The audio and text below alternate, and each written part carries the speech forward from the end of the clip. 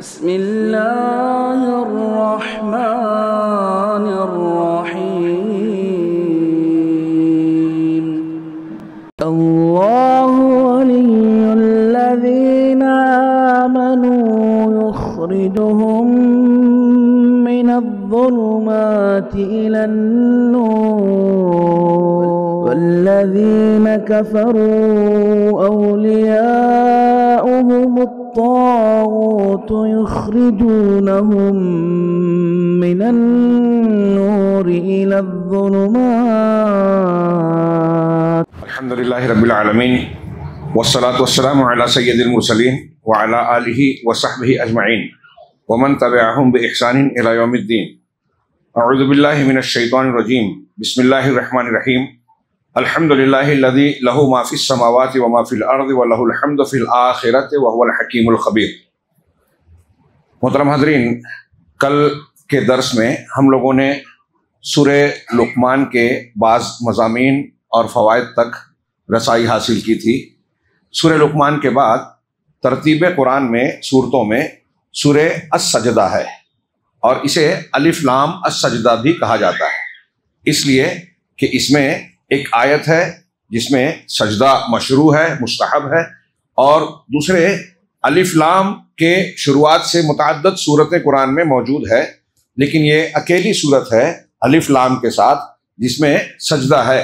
اس لیے اس کو دوسری صورتوں سے الگ کرنے کے لیے صرف الف لام کا نہیں بلکہ الف لام السجدہ کا نام بھی دیا گیا ہے.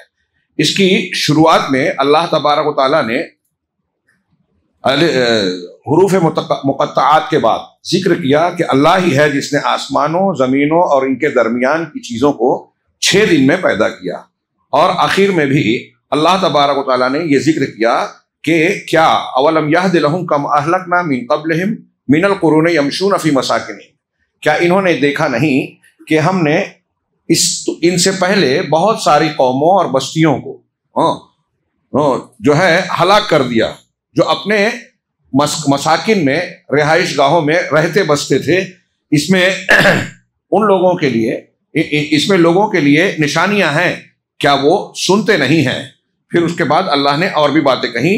یہ اس لیے کہ اللہ تبارک و تعالیٰ اس سورہ مبارکہ میں گویا یہ تعلیم دے رہا ہے، ہدایت دے رہا ہے کہ بندے کا دل اللہ کی کائنات میں اللہ کے قوانین اور دستور کو دیکھے کہ اس کے کتنے فضل اور احسانات ہیں، انعامات ہیں. اس نے یہ ساری دنیا اسی نے بسائی، اور جب اس کی کوئی قوم نافرمانی کرتی ہے تو اس کو کس طریقے سے اللہ تبارک و تعالیٰ اپنی گرفت میں لے لیتا ہے. یہ چیز اگر ہم غور سے دیکھیں گے تو اللہ کے سامنے جھک جائیں گے. اسی لیے اس سورت کا مرکزی موضوع ہے اللہ کے لیے عاجزی، انکساری، خشوع اور خضوع اختیار کرنا. اس میں مشرکین عرب کے تعلق سے یہ تذکرہ کیا گیا ہے کہ نبی کریم صلی اللہ علیہ وسلم سے پہلے باقاعدہ بنی اسرائیل کی طرح اس میں انبیاء کا سلسلہ نہیں رہا حضرت اسماعیل کے بعد، لیکن سیدنا ابراہیم اور سیدنا اسماعیل علیہ السلام کی تعلیمات اور ان کا عقیدہ، ان کے درمیان ان کی ملت کا ذکر اور اس کی تعلیمات موجود تھی، توحید کا ذکر موجود تھا. اس کے باوجود انحراف آتا ہے. چنانچہ اس کا تذکرہ کرتے ہوئے اللہ تعالیٰ نے اپنی وحدانیت کا ذکر کرتے ہوئے کہ وہ اکیلا واحد رب ہے، پروردگار ہے، جو اس کائنات کا نظام چلا رہا ہے، اس کی انتہائی مضبوط شکل میں نظم و ضبط کے ساتھ تدبیر اور بندوبست کر رہا ہے. پھر انسان کی تخلیق میں دوسری مخلوقات کے مقابلے میں کیا خصوصیت ہے؟ اس کو اختصاص حاصل ہے، اسپیشلٹی حاصل ہے. بہت سی مخلوقات ہیں، لیکن غور سے دیکھیں تو انسان اس پوری کائنات میں دولہے کی حیثیت رکھتا ہے، باقی سب باراتی ہیں. اللہ تبارک و تعالیٰ نے انسان کو گویا مرکزی حیثیت دی، اور یہ اس کے امتحان کے لیے ہے. اس ضمن میں پروردگار نے سورہ میں انسان کے مراحل حیات کا بھی ذکر کیا. یہ مضامین اس سے پہلے گزر چکے، اس لیے میں اختصار کے ساتھ صرف تذکرہ کر رہا ہوں، اس لیے کہ ہمیں آگے تفصیل بیان کرنا ہے. اسی طریقے سے اللہ تعالیٰ نے اس سورہ مبارکہ میں قیامت کے دن جو مجرمین ہیں، گنہگار ہیں، شریعت کے مخالفین ہیں، سرکش ہیں، ان کا کیا حال ہوگا اس کا بھی نقشہ کھینچا کہ کس طریقے سے وہ سر جھکائے ہوں گے، نادم ہوں گے اور خواہش مند ہوں گے کہ پروردگار پھر سے ہمیں موقع دے دے، لیکن یہ موقع ملے گا نہیں. اسی طرح دنیا میں مومنین کا کیا حال ہوتا ہے، اگرچہ وہ نشیب و فراز کے شکار ہوتے ہیں، مصیبتوں اور ابتلا و آزمائش کی چکیوں میں پیستے ضرور ہیں، لیکن بالآخر قیامت کے دن ان کے لیے فلاح ہے، کامیابی ہے، انعامات ہیں۔ اور اللہ نے اسی آیت سورہ مبارکہ میں ذکر کیا تتجافا جنوبهم عن المضاجع يدعون ربهم خوفا وطمعا ومما رزقناهم ينفقون، کہ یہ مومنین وہ ہیں جن کے پہلو بستروں سے الگ ہوتے ہیں، راتوں میں جاگتے ہیں، قیام اللیل عبادت کرتے ہیں، اور وہ اپنے پروردگار کو خوف اور طمع، ڈر اور امید کے ساتھ پکارتے ہیں۔ ہاں، اور جو کچھ اللہ نے عطا کیا ہے، نوازش کی ہے، اس کو اللہ کے راستے میں خرچ کرتے ہیں۔ پھر آگے ان کے لیے جنت کا ذکر کرتے ہوئے اسی سورہ مبارکہ میں کہا گیا کہ فَلَا تَعْلَمُ نَفْسٌ مَا أُخْفِيَ لَهُم مِّن قُرَّةِ أَعْيُنٍ، کوئی نفس نہیں جانتا کہ اس کے لیے جنت میں آنکھوں کی ٹھنڈک کے کیسے کیسے سامان مہیا کیے گئے ہیں۔ اسی کو حدیث قدسی میں اور حدیث میں ذکر کیا گیا کہ اللہ تبارک و تعالیٰ کہتا ہے کہ میں نے اپنے بندوں کے لیے جنت میں ایسی چیزیں تیار کر رکھی ہیں جسے نہ کسی آنکھ نے دیکھا، نہ کان نے سنا، نہ دل نے سوچا اور اس کے دل میں کھٹکا گزرا۔ یہ اللہ تبارک و تعالیٰ کے بندوں کے لیے ایسی زبردست نعمتیں، انعامات، احسانات ہیں کہ ہم اس کا تصور نہیں کر سکتے۔ چنانچہ اس کے علاوہ اس میں ذکر کیا گیا کہ کفار قیامت کے دن کی جلدی کر رہے ہیں، ہاں، اسے دور سمجھتے ہوئے، لیکن جب آئے گا تو پھر یہ اس پر ہاتھ ملتے رہیں گے اور موقع چاہیں گے۔ امام شافعی اس کی ایک آیت کے بارے میں کہ تناظر میں کہتے ہیں کہ کوئی انسان، یہ خاص نوٹ کیجئے ہمارے اور آپ کے لیے، نوجوانوں کے لیے، کہ اللہ تبارک و تعالیٰ نے سورہ مبارکہ وَجَعَلْنَا مِنْهُمْ أَئِمَّةً يَهْدُونَ بِأَمْرِنَا لَمَّا صَبَرُوا وَكَانُوا بِآيَاتِنَا يُوقِنُونَ، کہ موسیٰ علیہ السلام کی قوم کا ذکر کرتے ہوئے کہ ہم نے ان میں سے کچھ لوگوں کو پیشوا بنایا، ائمہ، امام، پیشوا، لیڈر، قائد، تو ہم نے ان کو امام بنایا، ہاں، یہدونا بامرنا لما صبروا، امام بنایا جو ہمارے حکم کی ہدایت کرتے تھے، لوگوں کو رہنمائی کرتے تھے۔ کب ہم نے ان کو امام بنایا، پیشوا بنایا؟ لما صبروا، جب انہوں نے صبر کیا، وکانوا بآیاتنا یوقنون، اور وہ ہماری آیتوں پر یقین رکھتے تھے۔ اس آیت کے ضمن میں امام شافعی رحمہ اللہ نے کہا کہ کوئی بندہ اس وقت تک طاقت، قوت، بلندی نہیں پا سکتا جب تک کہ، اس آیت سے معلوم ہوتا ہے، جب تک کہ صبر نہ کرے، ابتلا اور آزمائش کی چکی میں نہ پیسے۔ ہم صبر کر کے اپنے ایمان کو کھرا ثابت کریں، اللہ تبارک و تعالیٰ کے تقرب کا اور سچے مومن ہونے کا ثبوت دیں، تب اللہ تعالیٰ ہمیں بلندی عطا کر۔ کوئی سوچتا ہے یوں ہی بیٹھے بیٹھے دعویٰ کرے اور اللہ بلندیاں دے دے، کہ دنیا کی کامیابی بھی آپ کو ایسے ہی نہیں ملتی، محنت کرنا پڑتی ہے، اپنے آپ کو منوانا پڑتا ہے، اپنی صلاحیتوں کو بروئے کار لا کے لوگوں کے سامنے ثابت کرنا پڑتا ہے، تب لوگ قبول کرتے ہیں کہ ہاں اس کے اندر گٹس ہے، صلاحیت ہے، اور اس کو بڑائی دی جا سکتی ہے، اس کو منصب اور عہدہ یا فلاں اور فلاں مقام دیا جا سکتا ہے۔ تو دین میں بھی یہی قاعدہ ہے کہ اللہ تبارک و تعالیٰ کا اصول ہے کہ اگر ایک آدمی مصیبتوں کی چکی میں پیس کر صبر و ضبط کا مظاہرہ کرتا ہے تو اللہ تعالیٰ اس کو قوت اور امامت دیتا ہے، اور ساتھ ہی ساتھ یقین بھی ہونا چاہیے۔ دو چیزیں ہیں، یقین اور صبر۔ ہاں، اہل علم نے کہا کہ انسان کے لیے دنیا میں دو فتنے ہیں بنیادی طور سے، ایک شبہات کا فتنہ اور ایک شہوات کا فتنہ۔ شبہات کے فتنے سے عقیدہ خراب ہوتا ہے، شہوات کے فتنے سے اخلاق و عمل بگڑتا ہے۔ شبہات کے فتنے پر کنٹرول کرنے کے لیے ہمارے اور آپ کے لیے یقین ضروری ہے۔ اللہ تعالیٰ کی تعلیمات، ایمانیات کو ماننا یقین ہے، اللہ پہ بھروسہ کرنا یقین کا حصہ ہے۔ تو یقین ہوگا تو شبہات کا علاج ہوگا، اور صبر ہوگا تو شہوات کا علاج ہوگا۔ آپ کا دل چاہ رہا ہے گناہ کروں، لیکن اپنے آپ پر کنٹرول کر رہے ہیں۔ غم و اندوہ کا معاملہ ہے، نوحہ و ماتم سے اپنے آپ کو روکنے کے لیے آپ صبر کرتے ہیں۔ نیکی کا موقع ہے، رمضان ہے، عبادت کا دل نہیں ہو رہا ہے، لیکن نیکی کا موقع ہے، ہم صبر کر کے عبادت کریں، قیام اللیل کریں، انفاق اللہ کے راستے میں خرچ کریں۔ بہت سے اندیشے آتے ہیں، ہم کو یہ کام ہے، وہ کام ہے، لیکن اللہ کے راستے میں خرچ کرنے کا موقع ہے، ہم اللہ کے راستے میں دیں گے، اللہ ہماری ضروریات پوری کرے گا، یہ یقین۔ تو یہ نیکی میں بھی صبر، برائی سے رکنے میں بھی صبر، اور تقدیر کے فیصلوں میں کہ میت ہو گئی، حادثہ ہو گیا، پریشانی ہو گئی، ناکامیابی ہو گئی، صبر۔ یہ صبر جب ہوگا، ابتلا و آزمائش کی چکی سے ہم نکلیں گے۔ ہمارے مخالفین ہم پر طعنہ کستے ہیں، ہم پر ٹرول کرتے ہیں، طنز تعریض کرتے ہیں، کیا انبیاء کرام علیہ السلام کو نہیں کیا گیا؟ انبیاء کو دیکھیے، سب سے زیادہ ابتلا و آزمائش کی چکی میں انبیاء پستے ہیں، انبیاء سے زیادہ کسی کو آزمایا نہیں گیا، تکلیف نہیں پہنچائی گئی۔ حضرت ابراہیم کی زندگی پڑھتے ہیں، جناب محمد رسول اللہ صلی اللہ علیہ وسلم کو سب سے زیادہ ستایا گیا، کیا نہیں کیا گیا؟ تھوڑی دیر کے لیے طائف کا وہ منظر دیکھیے، ہجرت سے پہلے مدینہ کے نقشے کو سامنے لائیے اور سوچئے کیا کچھ جھیلا، ہم اس کا 5% 2% بھی جھیل نہیں سکتے۔ تو یہ صبر جتنا جو زیادہ کرے گا اتنا اونچا مقام پائے گا، یقین جس کا جتنا مضبوط ہوگا اتنا زیادہ وہ شبہات کے فتنے سے محفوظ رہے گا، اور یہ دونوں چیزیں جس کے اندر ہوگی وہ لوگوں کے قائد اور امام بننے کے لائق ہے۔ یہ دونوں صلاحیتیں انتہائی شدید ضرورت ہے۔ یہ سورہ سجدہ جو ہے اس میں اللہ نے یہ بھی کہا وَلَنُذِيقَنَّهُم مِّنَ الْعَذَابِ الْأَدْنَىٰ دُونَ الْعَذَابِ الْأَكْبَرِ لَعَلَّهُمْ يَرْجِعُونَ، ہم انہیں ضرور عذاب ادنا، ہلکا عذاب اکبر کے مقابلے میں دیں گے تاکہ وہ لوٹ آئیں۔ یعنی بعض دنیا کی مصیبتیں جو عذاب کی شکل میں ہیں وہ ہمارے لیے رحمت ہے۔ دنیا میں عذاب، چھوٹا موٹا مصیبت، پریشانی، صدمات، دشمن کا غلبہ، یہ چھوٹا عذاب اس لیے ہے کہ ہم اپنا جائزہ لیں، محاسبہ کریں، غور و فکر کریں، توبہ کریں اور اللہ کی طرف پلٹیں۔ یہ بھی اللہ کی رحمت ہے اس اعتبار سے، اگر اس کا صحیح سبق ہم لے لیں تو ہم پر آنے والی مصیبتیں ہمارے لیے خیر ہے اگر ہم اللہ کی طرف پلٹتے ہیں۔ یہ قرآن کی آیت کے تناظر میں سبق نکلتا ہے۔ اس سورہ مبارکہ کے تعلق سے نبی کریم صلی اللہ علیہ وسلم کا معمول تھا کہ جمعہ کی نماز میں سورہ فجر میں آپ سورہ الف لام السجدہ تلاوت کرتے تھے، اور دوسری رکعت میں سورۃ الدہر پڑھتے تھے، اور اسی طریقے سے سونے کے وقت جب آپ بستر پر تشریف لاتے تھے تو آپ کے بارے میں یہ بخاری اور مسلم کی روایت میں ہے، اور یہ بھی نسائی، ترمذی اور امام احمد کی روایت، مسند احمد کی روایت ہے، جس کو علامہ البانی نے صحیحہ میں نقل کیا ہے کہ اللہ کے نبی صلی اللہ علیہ وسلم اس وقت تک نہیں سوتے تھے جب تک آپ سورہ سجدہ یعنی الف لام سجدہ اور سورہ ملک کی تلاوت نہیں کر لیتے تھے۔ اس سورہ مبارکہ میں کہا ہے کہ اللہ تبارک و تعالیٰ ہی ہے جس نے آسمان و زمینوں کو 6 دن میں پیدا کیا۔ امام شافعی کہتے ہیں کہ یہ 6 دن، امام قرطبی کہ 6 دن یوم الاحد جس کو ہم اتوار کہتے ہیں، یوم الاحد سے جمعہ کا دن ہے، یوم الاحد سے جمعہ کا دن ہے، اور ہر دن ایک دن جو ہے ان 6 دنوں میں سے ہر دن جو ہے اس کی مقدار 1000 سال کی ہے۔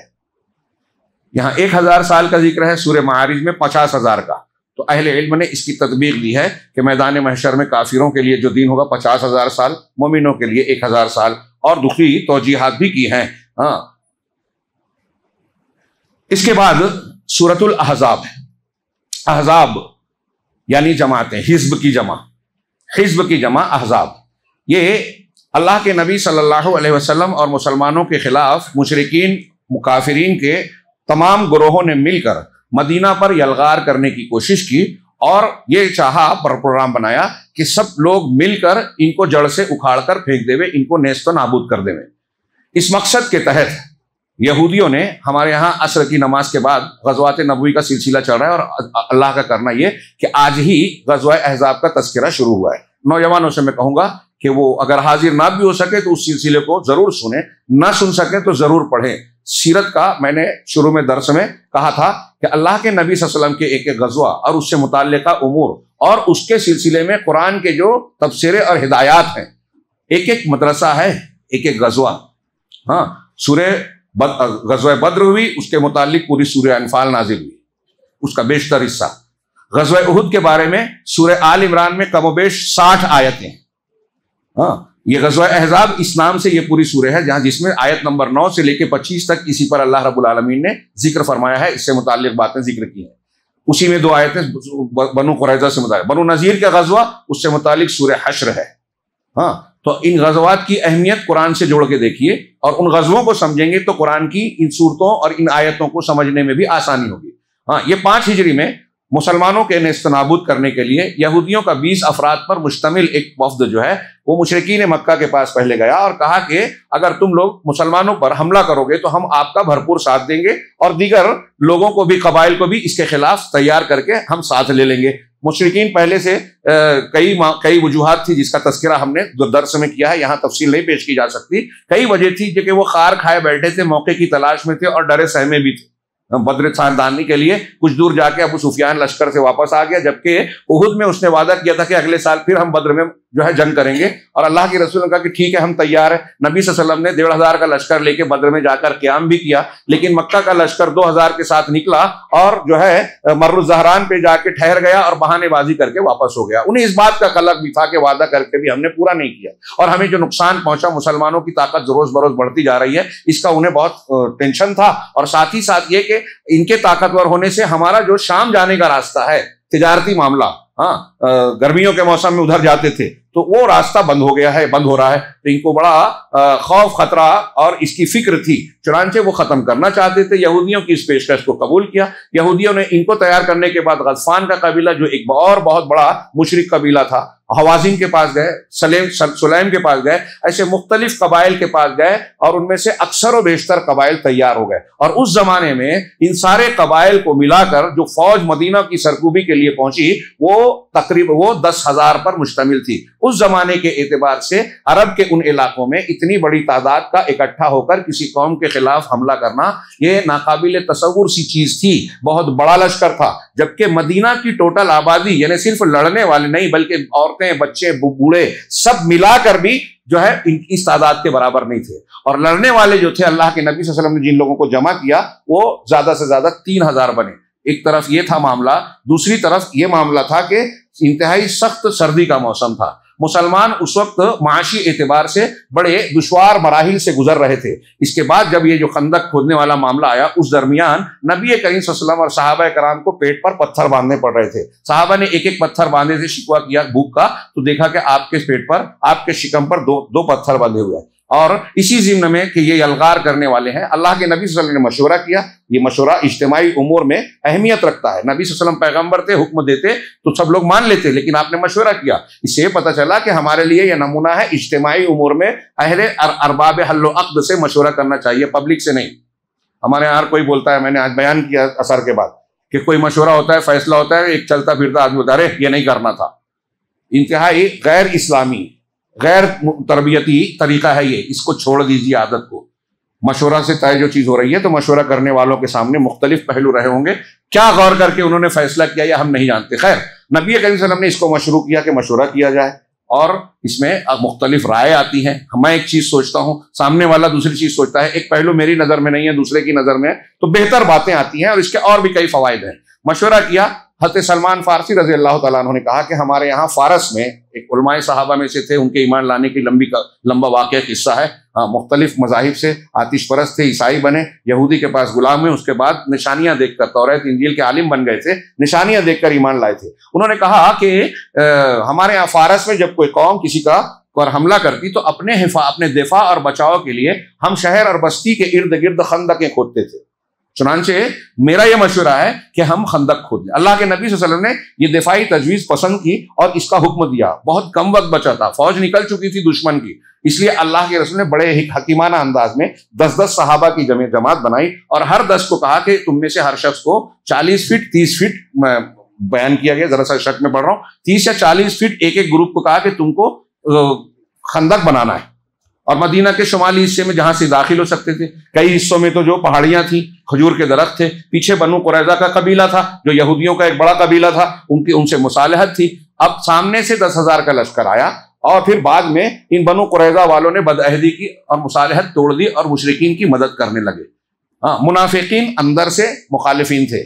یہ غزوہ احزاب کو اس تناظر میں دیکھیے، میں نے آج کے عصر بعد کے درس میں تھوڑی سی تفصیل سے یہ بیان کیا کہ موجودہ حالات میں دنیا میں مسلمانوں کو دیکھیے کہ دنیا کی ہر قوم، مخالف قوم، کافر مشرک قوم، آپس میں ایک دوسرے کا تعاون کر کے گھیرتی ہے۔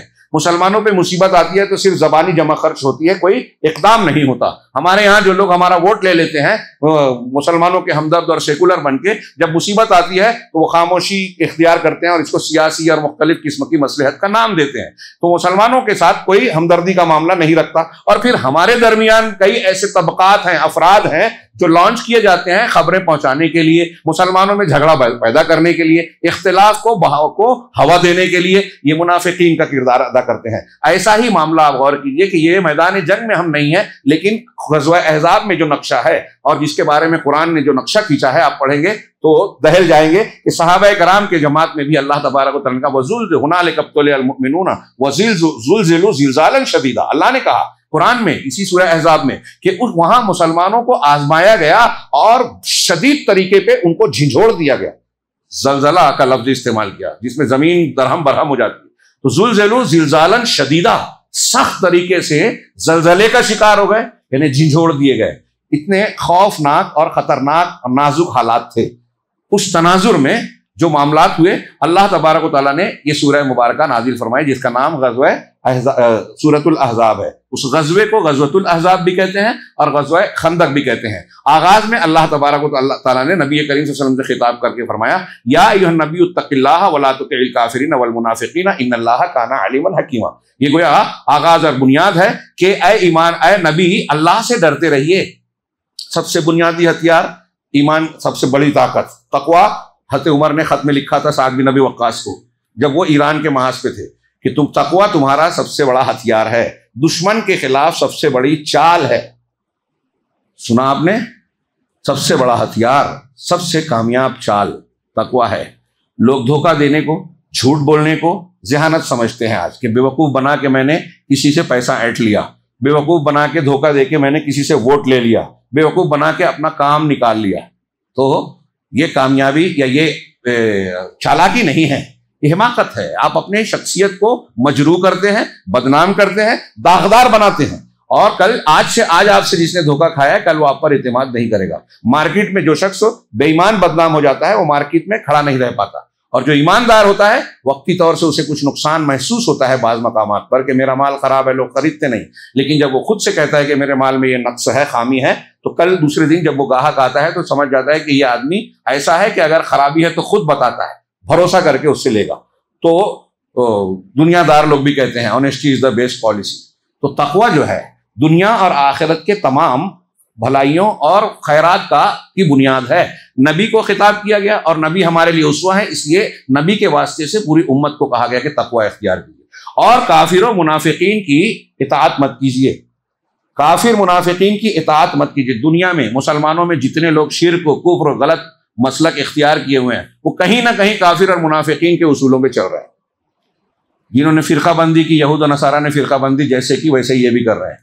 جو قبروں کو پوج رہے ہیں، دوسرے لوگ جیسے مندروں میں پوجا پاٹ کرتے ہیں، غیر اللہ کی پرستش کرتے ہیں، وسیلے کا عقیدہ رکھتے ہیں، صفات کا غلط عقیدہ رکھتے ہیں، ویسے ہی کر رہے ہیں۔ تو اللہ کہہ رہا ہے منافقین اور کافروں کی بات مت مانو۔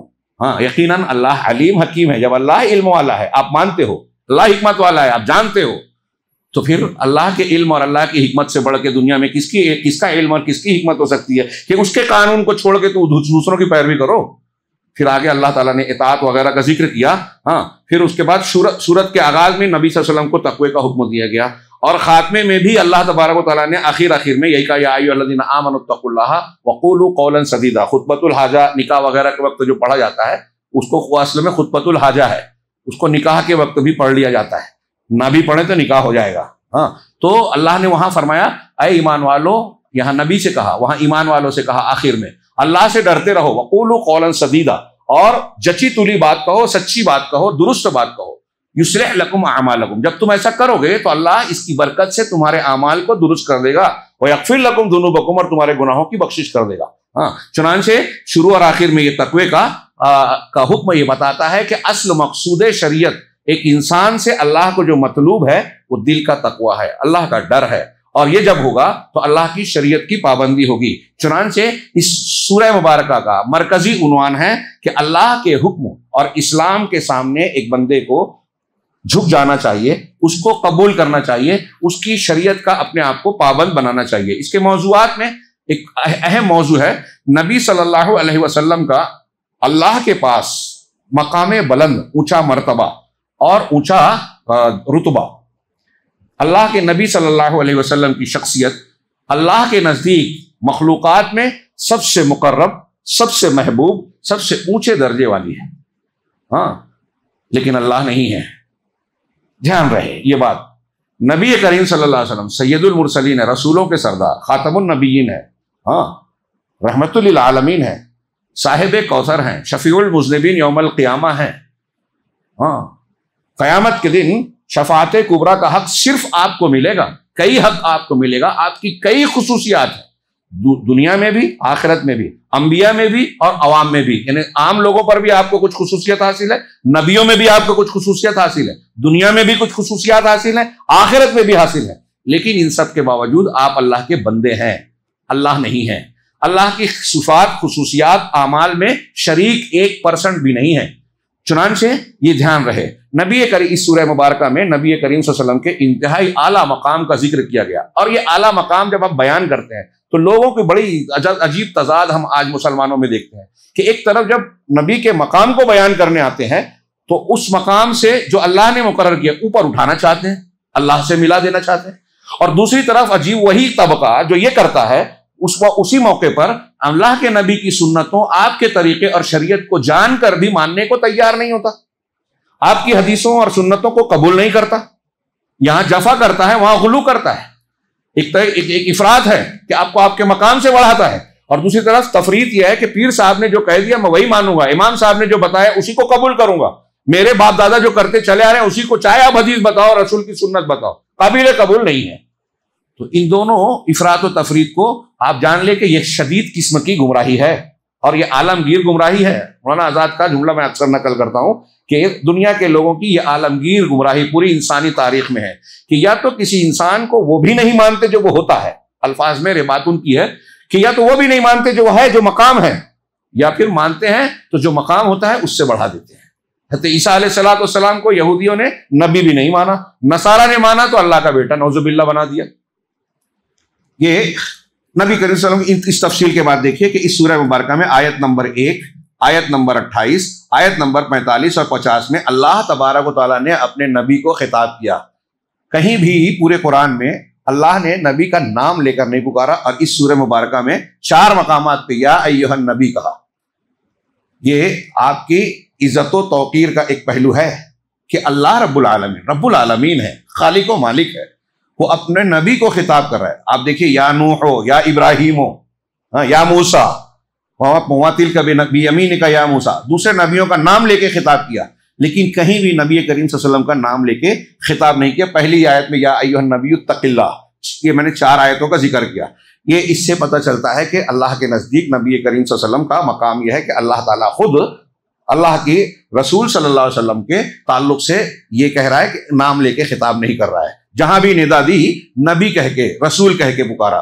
ہاں، اسی طریقے سے اس سورہ مبارکہ میں آیت نمبر 56 میں اللہ نے فرمایا یا ایھا النبی، ہاں دیکھیے وہ تو آیت پہلے کی تھی، ان اللہ و ملائکتہ یصلون علی النبی یا ایھا الذین آمنوا صلوا علیہ وسلموا تسلیما۔ یقیناً اللہ اور ملائکہ، فرشتے بھی نبی صلی اللہ علیہ وسلم پر صلاۃ نازل کرتے ہیں۔ صلاۃ کہتے ہیں، لفظ میں نے کہا درود بھیجتے ہیں۔ نبی کا درود، اللہ کا درود بھیجنا کیسا ہے؟ ہم کہتے ہیں جیسے، تو آگے اللہ نے کہا کہ اے لوگو نبی پر درود و سلام بھیجو، صلو علیہ وسلم تسلیما۔ بڑی فضیلت ہے درود کی، آپ جو چاہتے ہیں مقصد ہے درود پڑھتے رہیں، اللہ تعالیٰ دے گا۔ اس میں نبی کے ساتھ غلو نہیں ہے، بلکہ اللہ سے نبی کے لیے مانگا جا رہا ہے، اور ہم جو بھی ہم پر احسان کرتا ہے، ہم کو حکم ہے ہم اس کو کم سے کم جزاک اللہ خیرہ تو بولیں، اس کو دعائیں دیں۔ ہمارے ساتھ جو بھلائی کرے، کوئی بھوکے کو کھانا کھلائے تو بھوکا اس کو دعا دیتا ہے، ضرورت مند کی ضرورت پوری کرے تو دعا دیتا ہے، اور یہ دینا مشروع ہے۔ دنیا میں مخلوقات میں ہم پر، آپ پر، پورے انسانوں پر کس کا احسان سب سے بڑا ہے؟ نبی کا۔ نبی صلی اللہ علیہ وسلم سے بڑھ کر کوئی احسان کرنے والا نہیں، اس لیے نبی کو دعا دینا ان کے احسان مندی ہے، ان کے احسان کا اعتراف ہے۔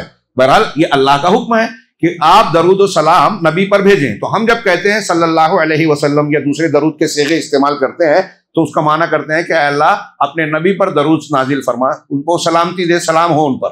لیکن اللہ، یہ تو ہماری دعا ہوئی نا، ہم اللہ سے مانگ رہے ہیں، تو اللہ بھی یہی کہے گا کیا؟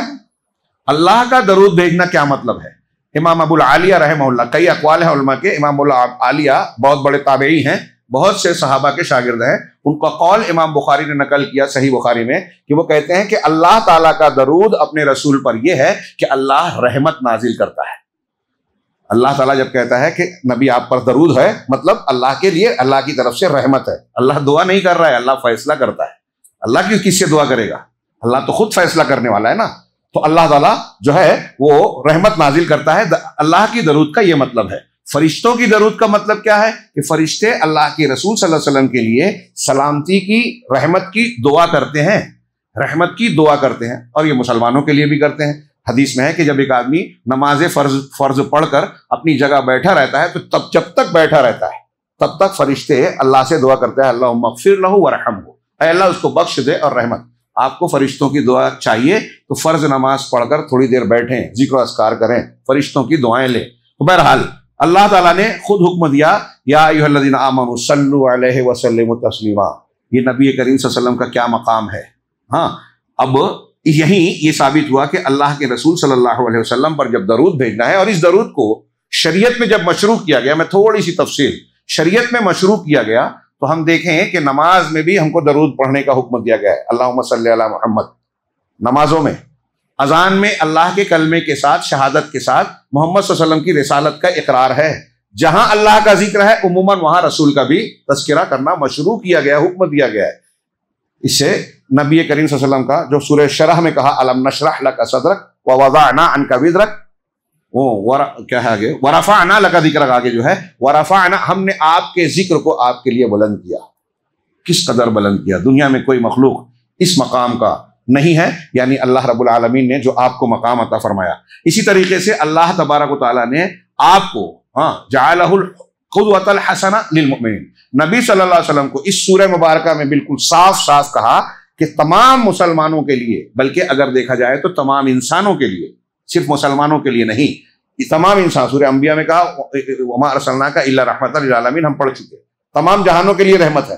اور یہاں اللہ کے رسول کو کہا گیا یا ایھا الذین آمنوا، لقد، معاف کیجئے، مسلمانوں سے خطاب کر کے کہا گیا لقد کان لکم فی رسول اللہ اسوۃ حسنہ لمن کان یرجو اللہ والیوم الآخر.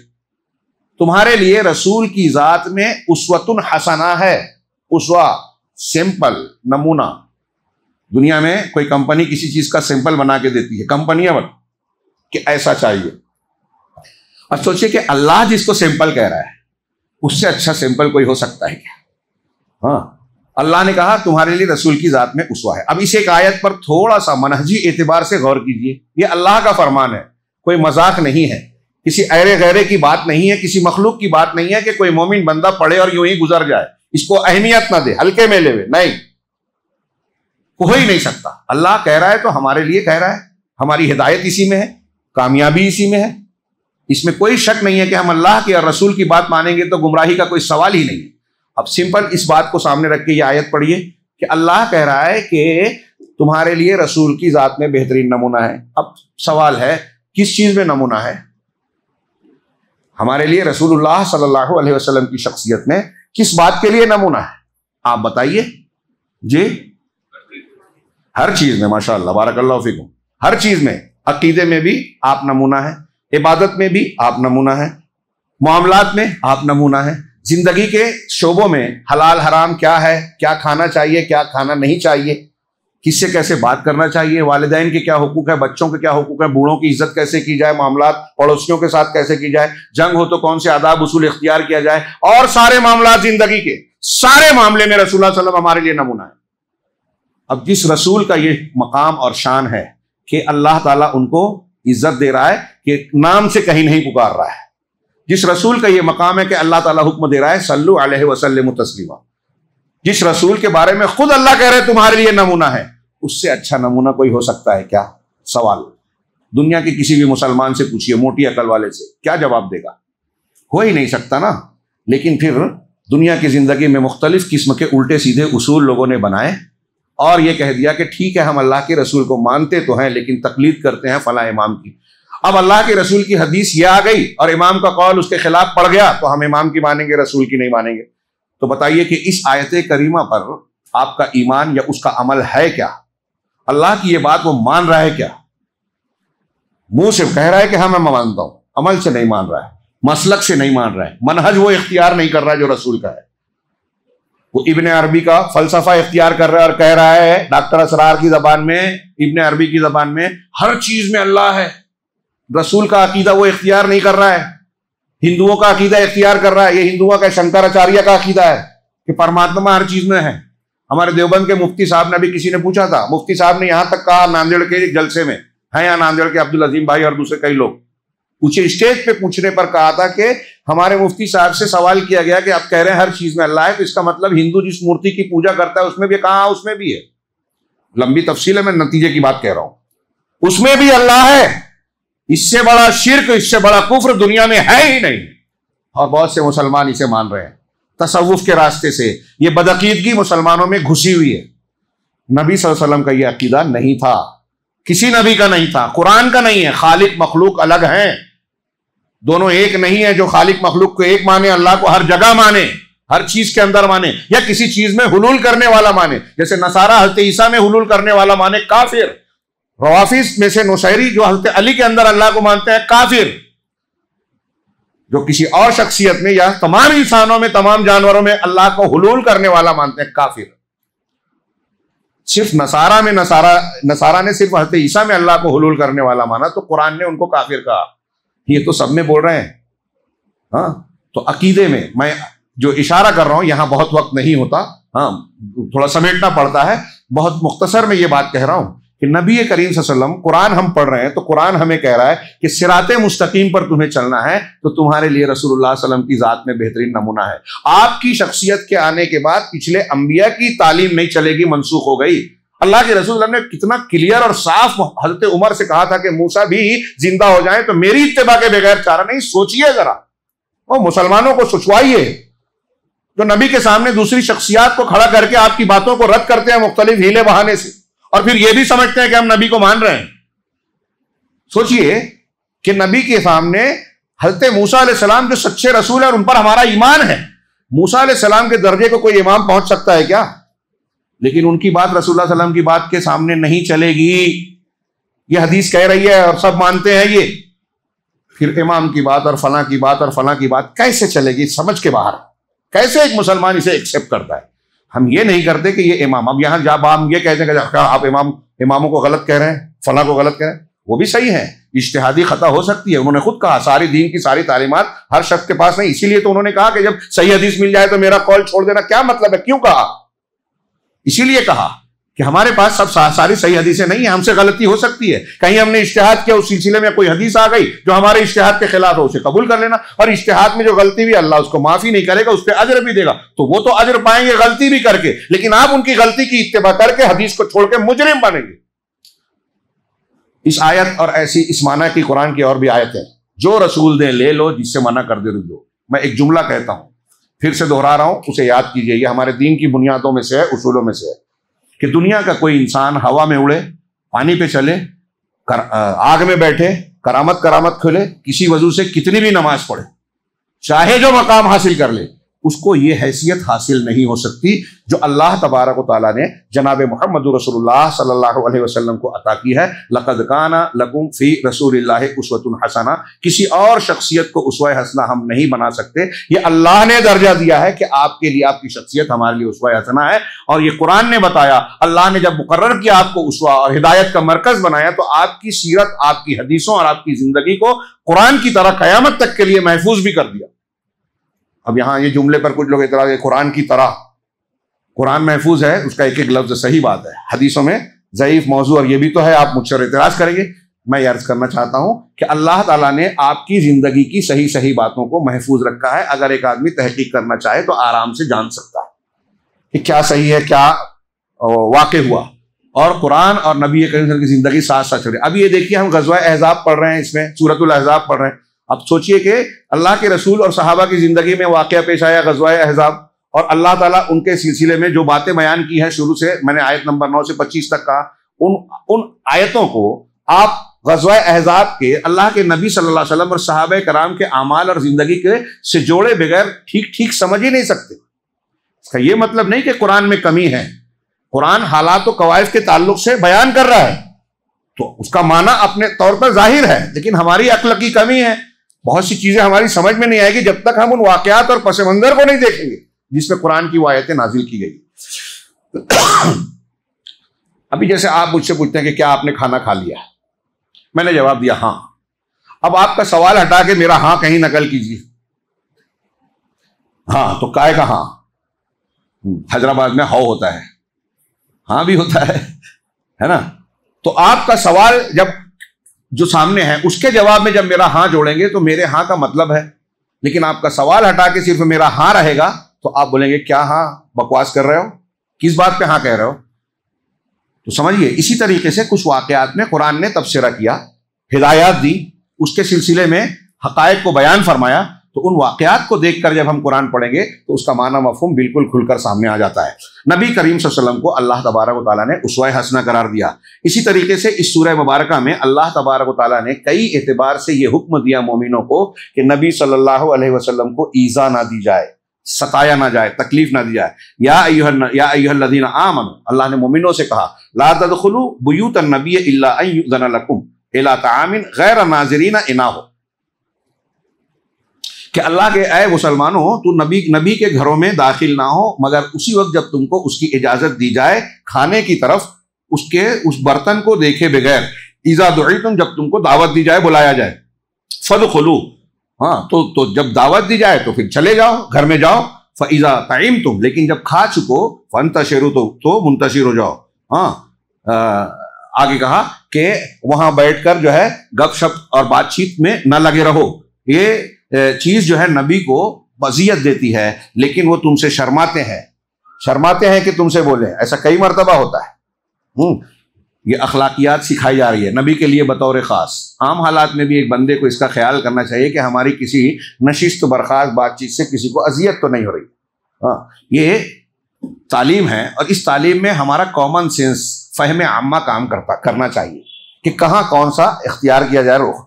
لیکن ایک انگریزی کا مقولہ ہے، کہتے ہیں کہ the common sense which called common is not common, کہ عام فہم عامہ جس کو عامہ کہا جاتا ہے وہ عام نہیں ہے، سب میں ہوتی نہیں ہے، اور آج کل تو بہت ہی کم ہوتی ہے. بہرحال اللہ کے نبی صلی اللہ علیہ وسلم کے لیے اس سلسلے میں خصوصیت ہے کہ آپ کے گھر میں گئے، کھانا کھائے، دعوت ملی، کھا لیے، اب بیٹھ کے بات چیت میں لگ گئے. اللہ کے نبی صلی اللہ علیہ وسلم چاہ رہے ہیں کہ یہ اٹھ کے جائیں تو میں فلاں کام کروں، یا اپنی کچھ مشغولیت ہے، گھر کے کچھ ضروریات ہے، گھر کے لوگوں کی ضروریات ہے، اس کا خیال نہ کرنا یہ بد اخلاقی ہے. اور اللہ کے نبی صلی اللہ علیہ وسلم کے تعلق سے تو اور بڑا برا کام ہے. اللہ کے رسول شرماتے ہیں، ان کا اخلاق ہے کہ آپ کو بول نہیں پا رہے ہیں. ہاں لیکن اللہ نے کہا کہ اللہ تعالیٰ حق سے شرماتا نہیں ہے. اور جب تم ان سے ان کے گھروں کے سلسلے میں بھی آداب بتا دے ہوئے کہا کہ اگر ان سے کوئی سامان کو مانگو تو دیواروں کے حجاب کے پیچھے سے مانگو، یہ تمہارے لیے زیادہ بہتر. نبی کریم صلی اللہ علیہ وسلم کی ازواج مطہرات کے تعلق سے بھی کہا کہ ان سے احتیاط کیا جائے، ان سے کوئی چیز اگر مطالبہ کرنا ہے تو دیوار کے پیچھے سے آواز لگا کے تم حجاب کے پیچھے سے اس کو اختیار کرو. اس طریقے سے آداب بتائے اور کہا کہ تمہارے لیے درست نہیں ہے کہ تم رسول اللہ صلی اللہ علیہ وسلم کو ایذا دو، اور نہ ہی یہ جائز ہے کہ تم ان کی بیویوں سے ان کے بعد کبھی بھی شادی کرو. اس میں کہا کہ نبی کی بیویوں سے یہ نبی کا احترام ہے، خصوصیت ہے کہ آپ کی وفات کے بعد بھی امت کے کسی فرد کے لیے یہ جائز نہیں تھا، ان کے لیے بھی جائز نہیں تھا کسی سے نکاح کرے. اسی لیے آگے شاید ہم لوگ پہنچے، آگے ایک فوائد میں سے ایک بتایا گیا کہ دنیا میں یہ ایک ایسا گناہ ہے جو کسی نے نہیں کیا. قرآن میں ایک گناہ کا ذکر کیا گیا ہے جو دنیا میں کسی نے نہیں کیا. وہ گناہ کیا ہے؟ کہ نبی کے بعد نبی کی بیویوں سے شادی کرنا. یہ کسی نے کیا نہیں، لیکن یہ سب سے بہت بڑا گناہ تھا. اور یہ بھی جو منع کیا کہ جب اللہ کے رسول صلی اللہ علیہ وسلم کا حرم ہے، آپ کی ازواج ہے، اور وہ آپ کے ساتھ دنیا کے ساتھ ساتھ جنت میں بھی آپ کی بیویاں رہنے والی ہیں، تو پھر کسی انسان کے لیے جائز نہیں تھا، بے عزتی کی بات تھی نبی کے لیے کہ وہ کسی اور کی زوجیت میں جائیں. اسی طریقے سے اس سورہ مبارکہ میں جو شخص اللہ کے رسول صلی اللہ علیہ وسلم کو ایذا دیتا ہے، تکلیف دیتا ہے، یعنی گستاخ رسول، تو وہ عذاب مہین کا مستحق ہے. اللہ کا مہین، مبین، علیم، عظیم نہیں کہا ہے اس کے لیے. عذاب تو ہے ہی، مہین رسوا کرنے والا، ہر عذاب تکلیف دینے والا. عذاب علیم قرآن نے کئی جگہ کہا، دردناک.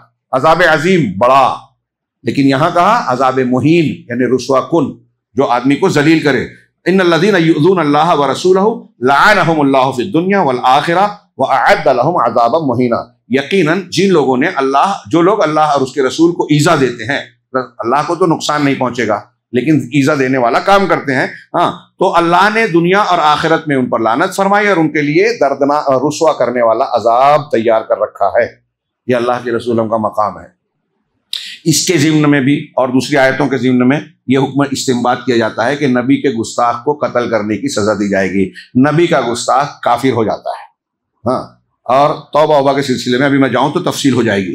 ہاں اسی طریقے سے اس سورہ مبارکہ میں تقوی کا حکم دیا گیا الگ الگ سطحوں پر. نبی کو جو پہلی آیت ہم نے پڑھی امہات المومنین کو بھی تقوی کا حکم دیا گیا. آیت نمبر 55 میں کہا گیا یا نساء النبی سے خطاب کر کے عورتوں کو ازواج مطہرات کو کہا گیا. اس میں کہا واتقین اللہ ان اللہ کان علی کل شیء شہیدا, اور تم اللہ کا تقوی اختیار کرتے رہو, اللہ تعالیٰ ہر چیز پر شہید ہے. اسی طرح تمام مسلمانوں کو بھی کہا گیا کہ وہ جو ہے تقوی اختیار کریں, جیسا کہ ابھی میں نے آخر کی آیت پڑھی یا ایھا الذین آمنوا اتقوا اللہ وقولوا قولا سدیدا.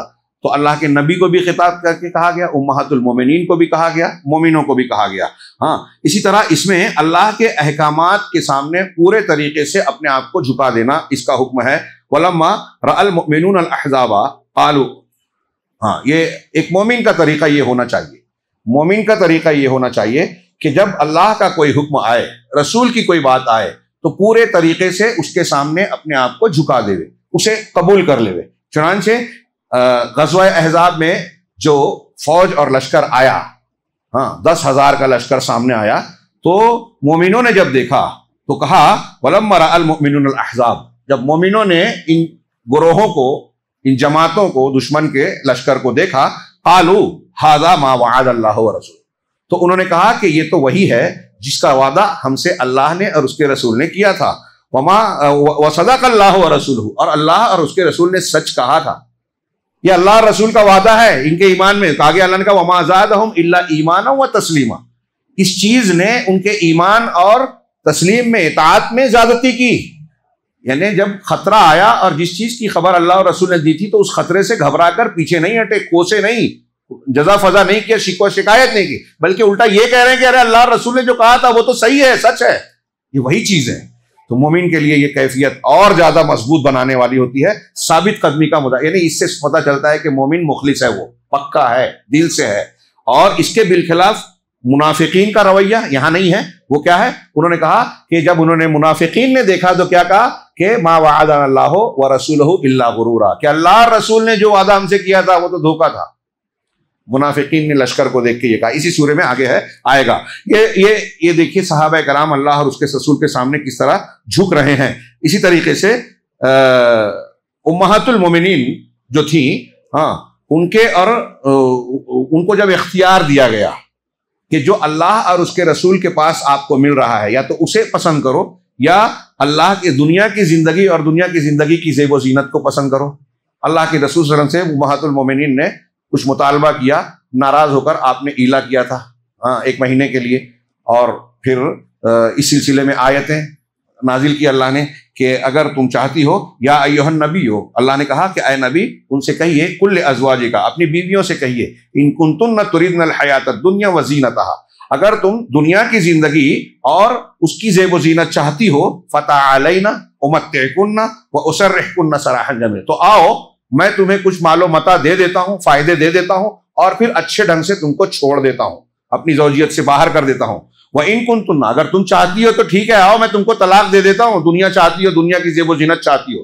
وَإِن كُنتُنَّ تُرِدْنَ اللَّهَ وَرَسُولَهُ, اور اگر تم اللہ اور اس کے رسول کو چاہتی ہو اور دار آخرت کو چاہتے ہو, فَإِنَّ اللَّهَ أَعَدَّ لِلْمُحْسِنَاتِ مِنكُنَّ أَجْرًا عَظِيمًا, تو اللہ نے تم میں سے جو محسنات ہیں, احسان کرنے والی, نیک کام کرنے والی, ان کے لیے اجر عظیم تیار کر رکھا ہے.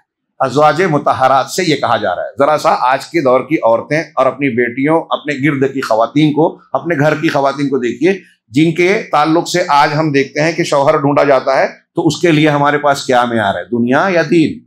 عقیدے کی کوئی اہمیت ہے؟ دین اور تقوی کی کوئی اہمیت ہے؟ علم دین کی کوئی اہمیت ہے؟ یا پھر جاب کی, تنخواہ کی اور علاقے کی کہ وہ حیدرآباد اور ہندوستان میں نہیں بلکہ وہاں اور وہاں ہونا چاہیے؟ ہاں میں صرف اشارہ کر رہا ہوں.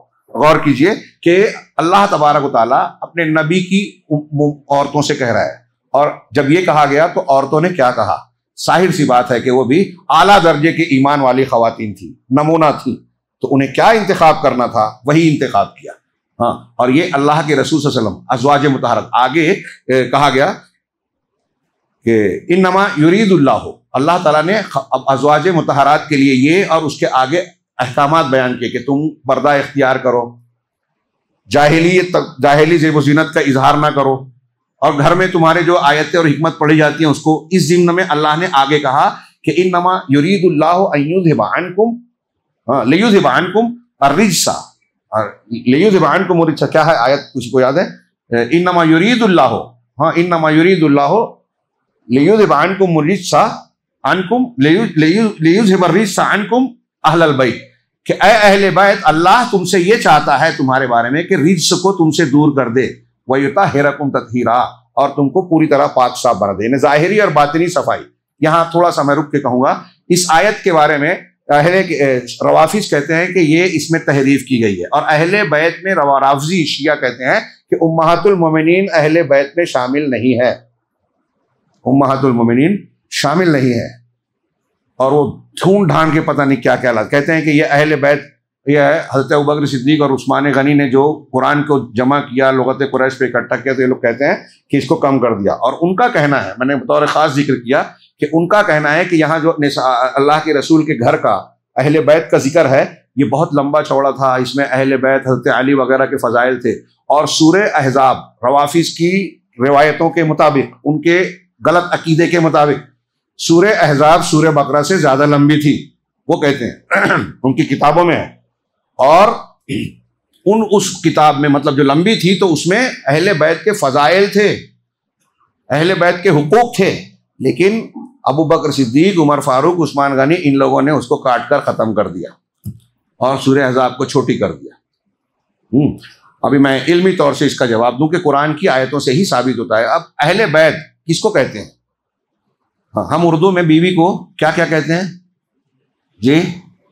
ایک لفظ ہے اہلیہ، یہ اہل سے ہی بنا ہے. میرا اہل خانہ. تو گھر کس سے بنتا ہے؟ ایک گھر کب ہوتا ہے؟ میاں بیوی سے مل کر نا. تو بیوی اگر نہ ہو تو آدمی کا گھر ہی نہیں ہے، اور جو جس سے گھر بن رہا ہے اسی کو گھر سے نکال دیتے ہیں. اس سلسلے میں بخاری کی ایک روایت سے استدلال کرتے ہیں روافظ. تھوڑی سی تفصیل ہو رہی ہے، میں سورہ سبا بھی پڑھنے والا، لیکن آج اس کو چھوڑ دیں گے انشاءاللہ، کل دیکھیں گے. تو اہل کیا کہتے ہیں، بخاری کی روایت میں ہے کہ جب آیت مباہلہ نازل ہوئی جو سورہ آل عمران میں جس کا تذکرہ گزرا، تو نبی کریم صلی اللہ علیہ وسلم نے ایک چادر لی، حضرت ام سلمہ اور ازواج سے کہا ایک ایک کنارہ پکڑو، اور آپ نے ایک کنارہ پکڑا، اور چادر کے نیچے جو ہے حضرت علی، حضرت فاطمہ، حضرت حسن، حضرت حسین کو بلایا اور کہا کہ یہ میرے اہل بیت ہے. حضرت ام سلمہ نے کہا کہ میں بھی نیچے آئے گا، نہیں جہاں تم ہو وہیں ٹھیک رہو. تو کہا یہ میرے اہل بیت. اور رافضی اس پر ڈفلی بجاتے ہیں، کود پھاند مچاتے ہیں کہ دیکھو کلیئر ہو گیا کہ اللہ کے رسول خود کہہ رہے ہیں کہ اہل بیت یہ ہیں، اور ام سلمہ کو نیچے آنے نہیں دیا. مطلب یہ کہ ام سلمہ رضی اللہ تعالیٰ عنہا یا امہات المومنین اہل بیت میں نہیں ہے نا. سمجھ میں آئی بات؟ ان کا استدلال کیا لگتا ہے کہ یہ صحیح ہے جی؟ وہیں غور کیجئے کہ جس طرح ام سلمہ اور ازواج باہر ہے، خود اللہ کے رسول صلی اللہ علیہ وسلم بھی تو باہر ہے. اللہ کے رسول جو پکڑ کر کھڑے ہیں ان کا گھر ہے، تو جن لوگوں نے پکڑا ہے ان کا گھر ہے. اور جن کو بتانا چاہ رہے ہیں اصل میں لوگ، دنیا ان کو اہل بیت نہیں سمجھتی، کیونکہ بیٹی کا گھر اہل بیت نہیں مانا جاتا. آج ہمارے گھر میں بھی آپ کی بیٹی جب کسی اور جگہ چلی جاتی ہے بیاہ اور شادی کے بعد، تو وہ اس خاندان کی مانی جاتی ہے یا آپ کے خاندان کی مانی جاتی ہے؟ بیٹی جہاں جاتی ہے وہیں کی ہو جاتی ہے نا، وہی خاندان میں اب شمار ہونے لگتا ہے اس کا.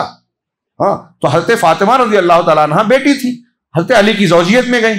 تو اللہ کے نبی صلی اللہ علیہ وسلم یہ بتانا چاہتے ہیں دنیا کو کہ یہ اگرچہ میری بیٹی ہے لیکن دنیا کے قاعدے سے ہٹ کے یہ میرے اہل بیت ہے. تو ان کو ثابت کرنے کی ضرورت تھی، امہات المومنین کو ثابت کرنے کی ضرورت نہیں تھی. اللہ کے رسول صلی اللہ علیہ وسلم نے حضرت ابراہیم علیہ السلام کو خطاب کر کے قرآن میں جب فرشتوں نے کہا قوم لوط پر عذاب دینے آئے تھے، تو وہاں بھی ان کو اہل بیت کہا. تو اس کا شیعہ الٹا سیدھا جواب دیتے ہیں کہ وہ حضرت لوط علیہ السلام بھتیجے تھے اس لیے ان کو کہا اور ان کو مخاطب کیا تھا، اب کیونکہ بیوی اس میں شامل ہے.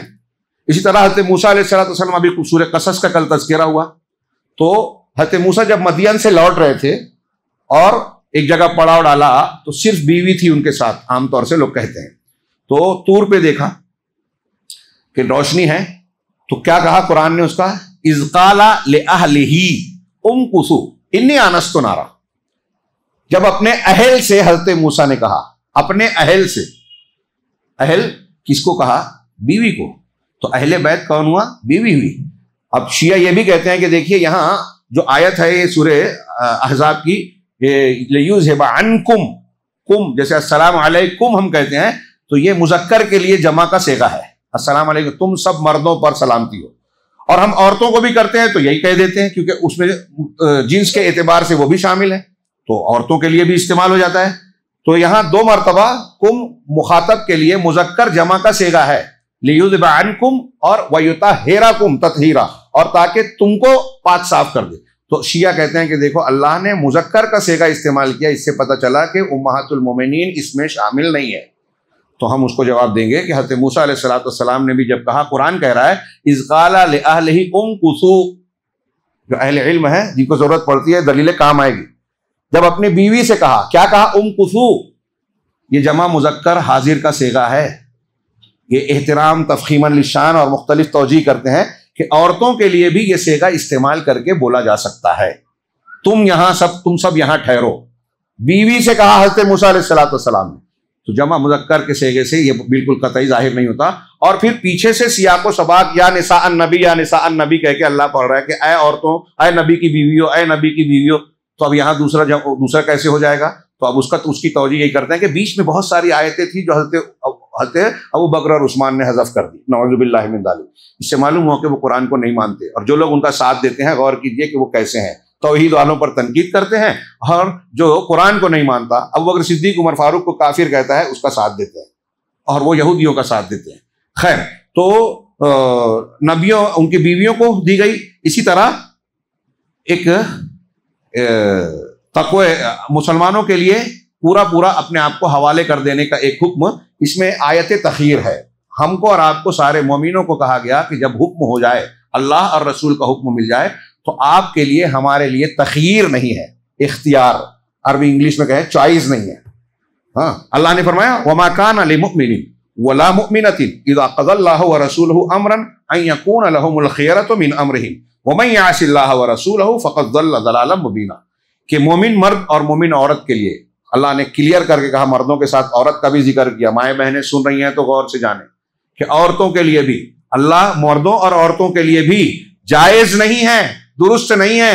اذا قضى الله ورسوله امرا، کہ جب اللہ اور اس کا رسول کوئی فیصلہ کر دیں تو ان يكون لهم الخيرة من امرهم، کہ اپنے معاملے میں انہیں کوئی اختیار رہ جائے، چوائس رہ جائے. نبی اور اللہ اور رسول کا فیصلہ ہونے کے بعد ہمیں اختیار چوائس نہیں ہے. یہ قرآن کہہ رہا ہے، سورہ احزاب کہہ رہی ہے وَمَن يَعْصِ اللَّهَ وَرَسُولَهُ فَقَدْ ضَلَّ ضَلَالًا مُبِينًا. اور جو اللہ اور اس کے رسول کی نافرمانی کرے گا تو وہ بڑی کھلی دور کی گمراہی ہے. تو مسلمان کو چاہیے اللہ اور اس کے رسول کے سامنے مکمل اپنے آپ کو جھکا دے میں ان کی باتوں کے آگے سر تسلیم خم کرنا. استسلام تام اس کو کہا انہوں نے. اسی طریقے سے فیما اللہ تعالیٰ نے اپنے نبی کے لیے جو کچھ فرض کیا اس میں استسلام، کہ ما کان علی النبی من حرج فیما فرض اللہ له سنت اللہ فی الذین خلو من قبل.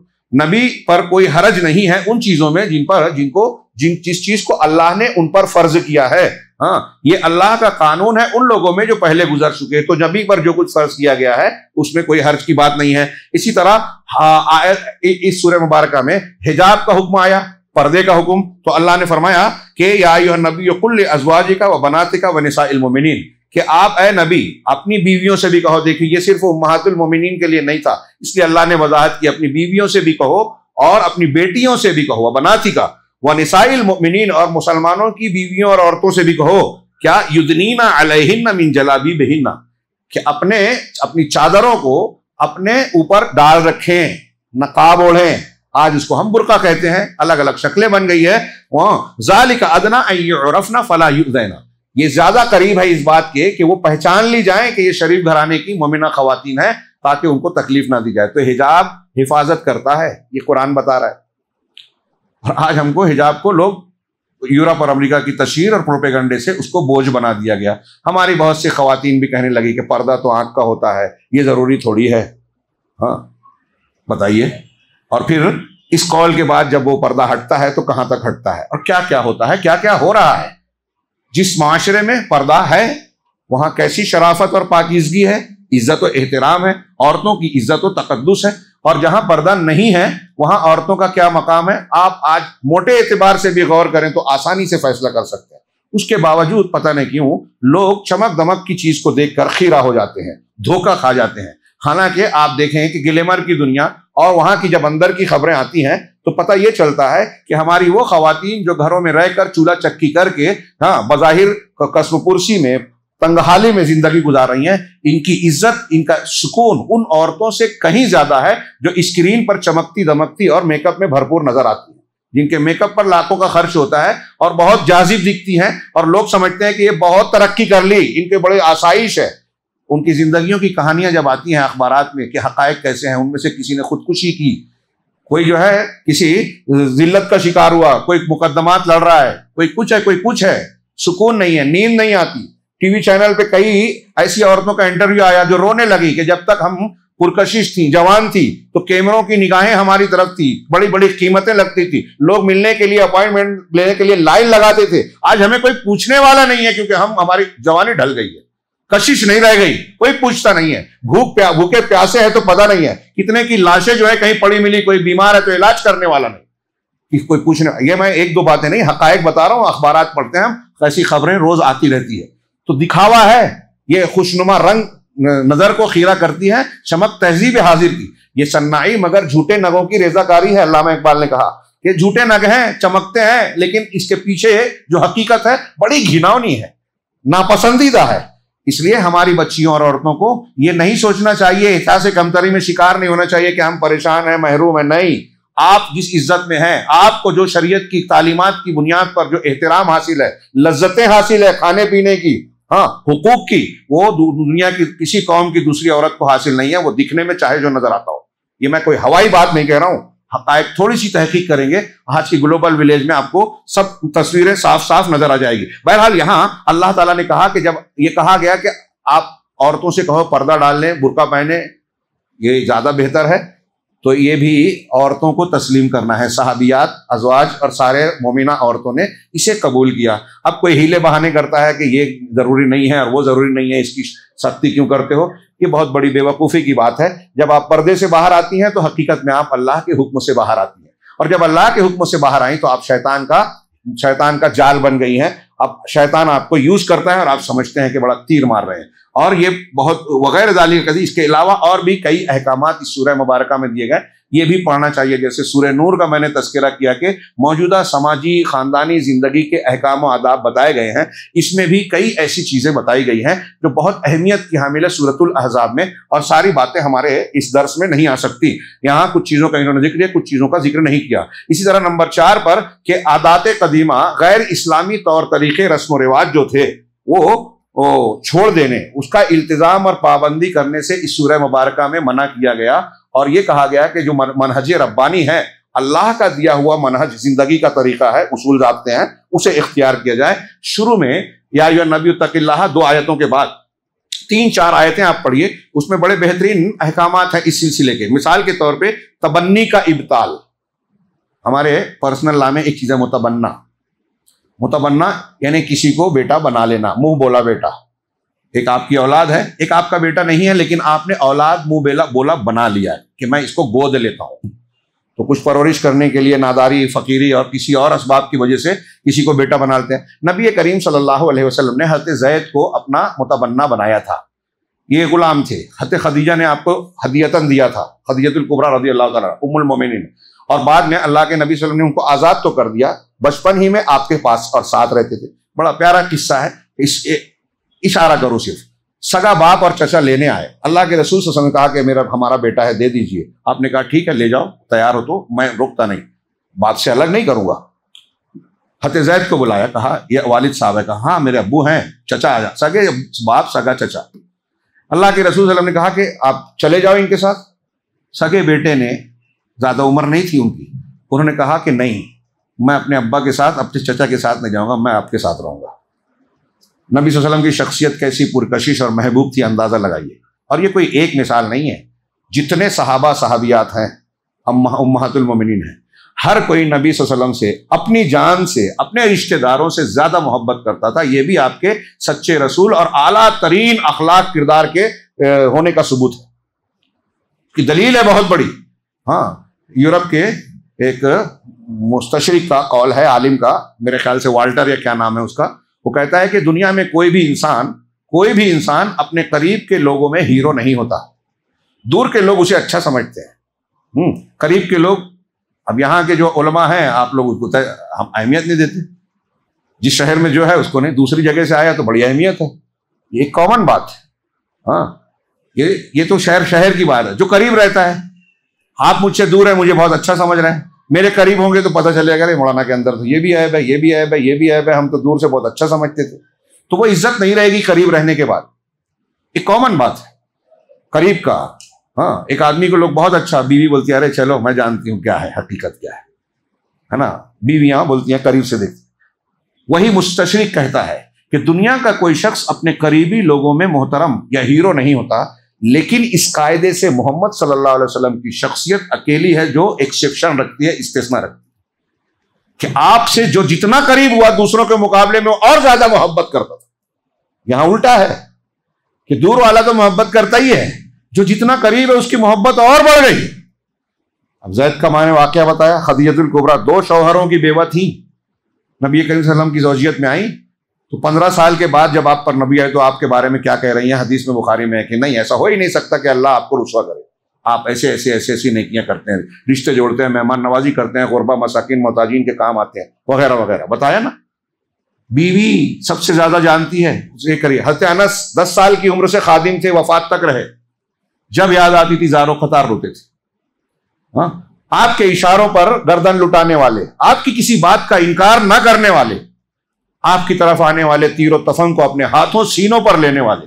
ابھی ہم نے پڑھا غزوات میں کہ حضرت خباب کو، بخاری کی روایت میں ہے، سولی دینے جانے لگے تو حضرت اس وقت کافر تھے ابو سفیان، انہوں نے کہا کہ اس وقت تم کو سولی دی جانے والی ہے تو کیا تم اس کو پسند کرتے ہو کہ تم اپنے گھر کے اندر آرام سے رہتے اور تمہاری جگہ محمد کو یہاں ڈال دیا جاتا، ان کو سزا دی جاتی صلی اللہ علیہ وسلم؟ تو حضرت خباب نے کہا کہ تم کیا کہہ رہے ہو؟ ارے میں اپنے گھر بار میں عیش و عشرت سے اور آرام سے رہوں، اس کے یہ مجھے کیا اس کے مقابلے، اور میں اب مجھے وہاں اس کے مقابلے میں رسول اللہ صلی اللہ علیہ وسلم کے پیر میں ایک کانٹا چبھ جائے مجھے یہ بھی گوارا نہیں ہے، اور میری جان چلی جائے تب بھی گوارا نہیں ہے، سولی پر چڑھ جاؤں تب بھی گوارا نہیں ہے کہ محمد صلی اللہ علیہ وسلم کے پیروں میں کانٹا چبھ جائے۔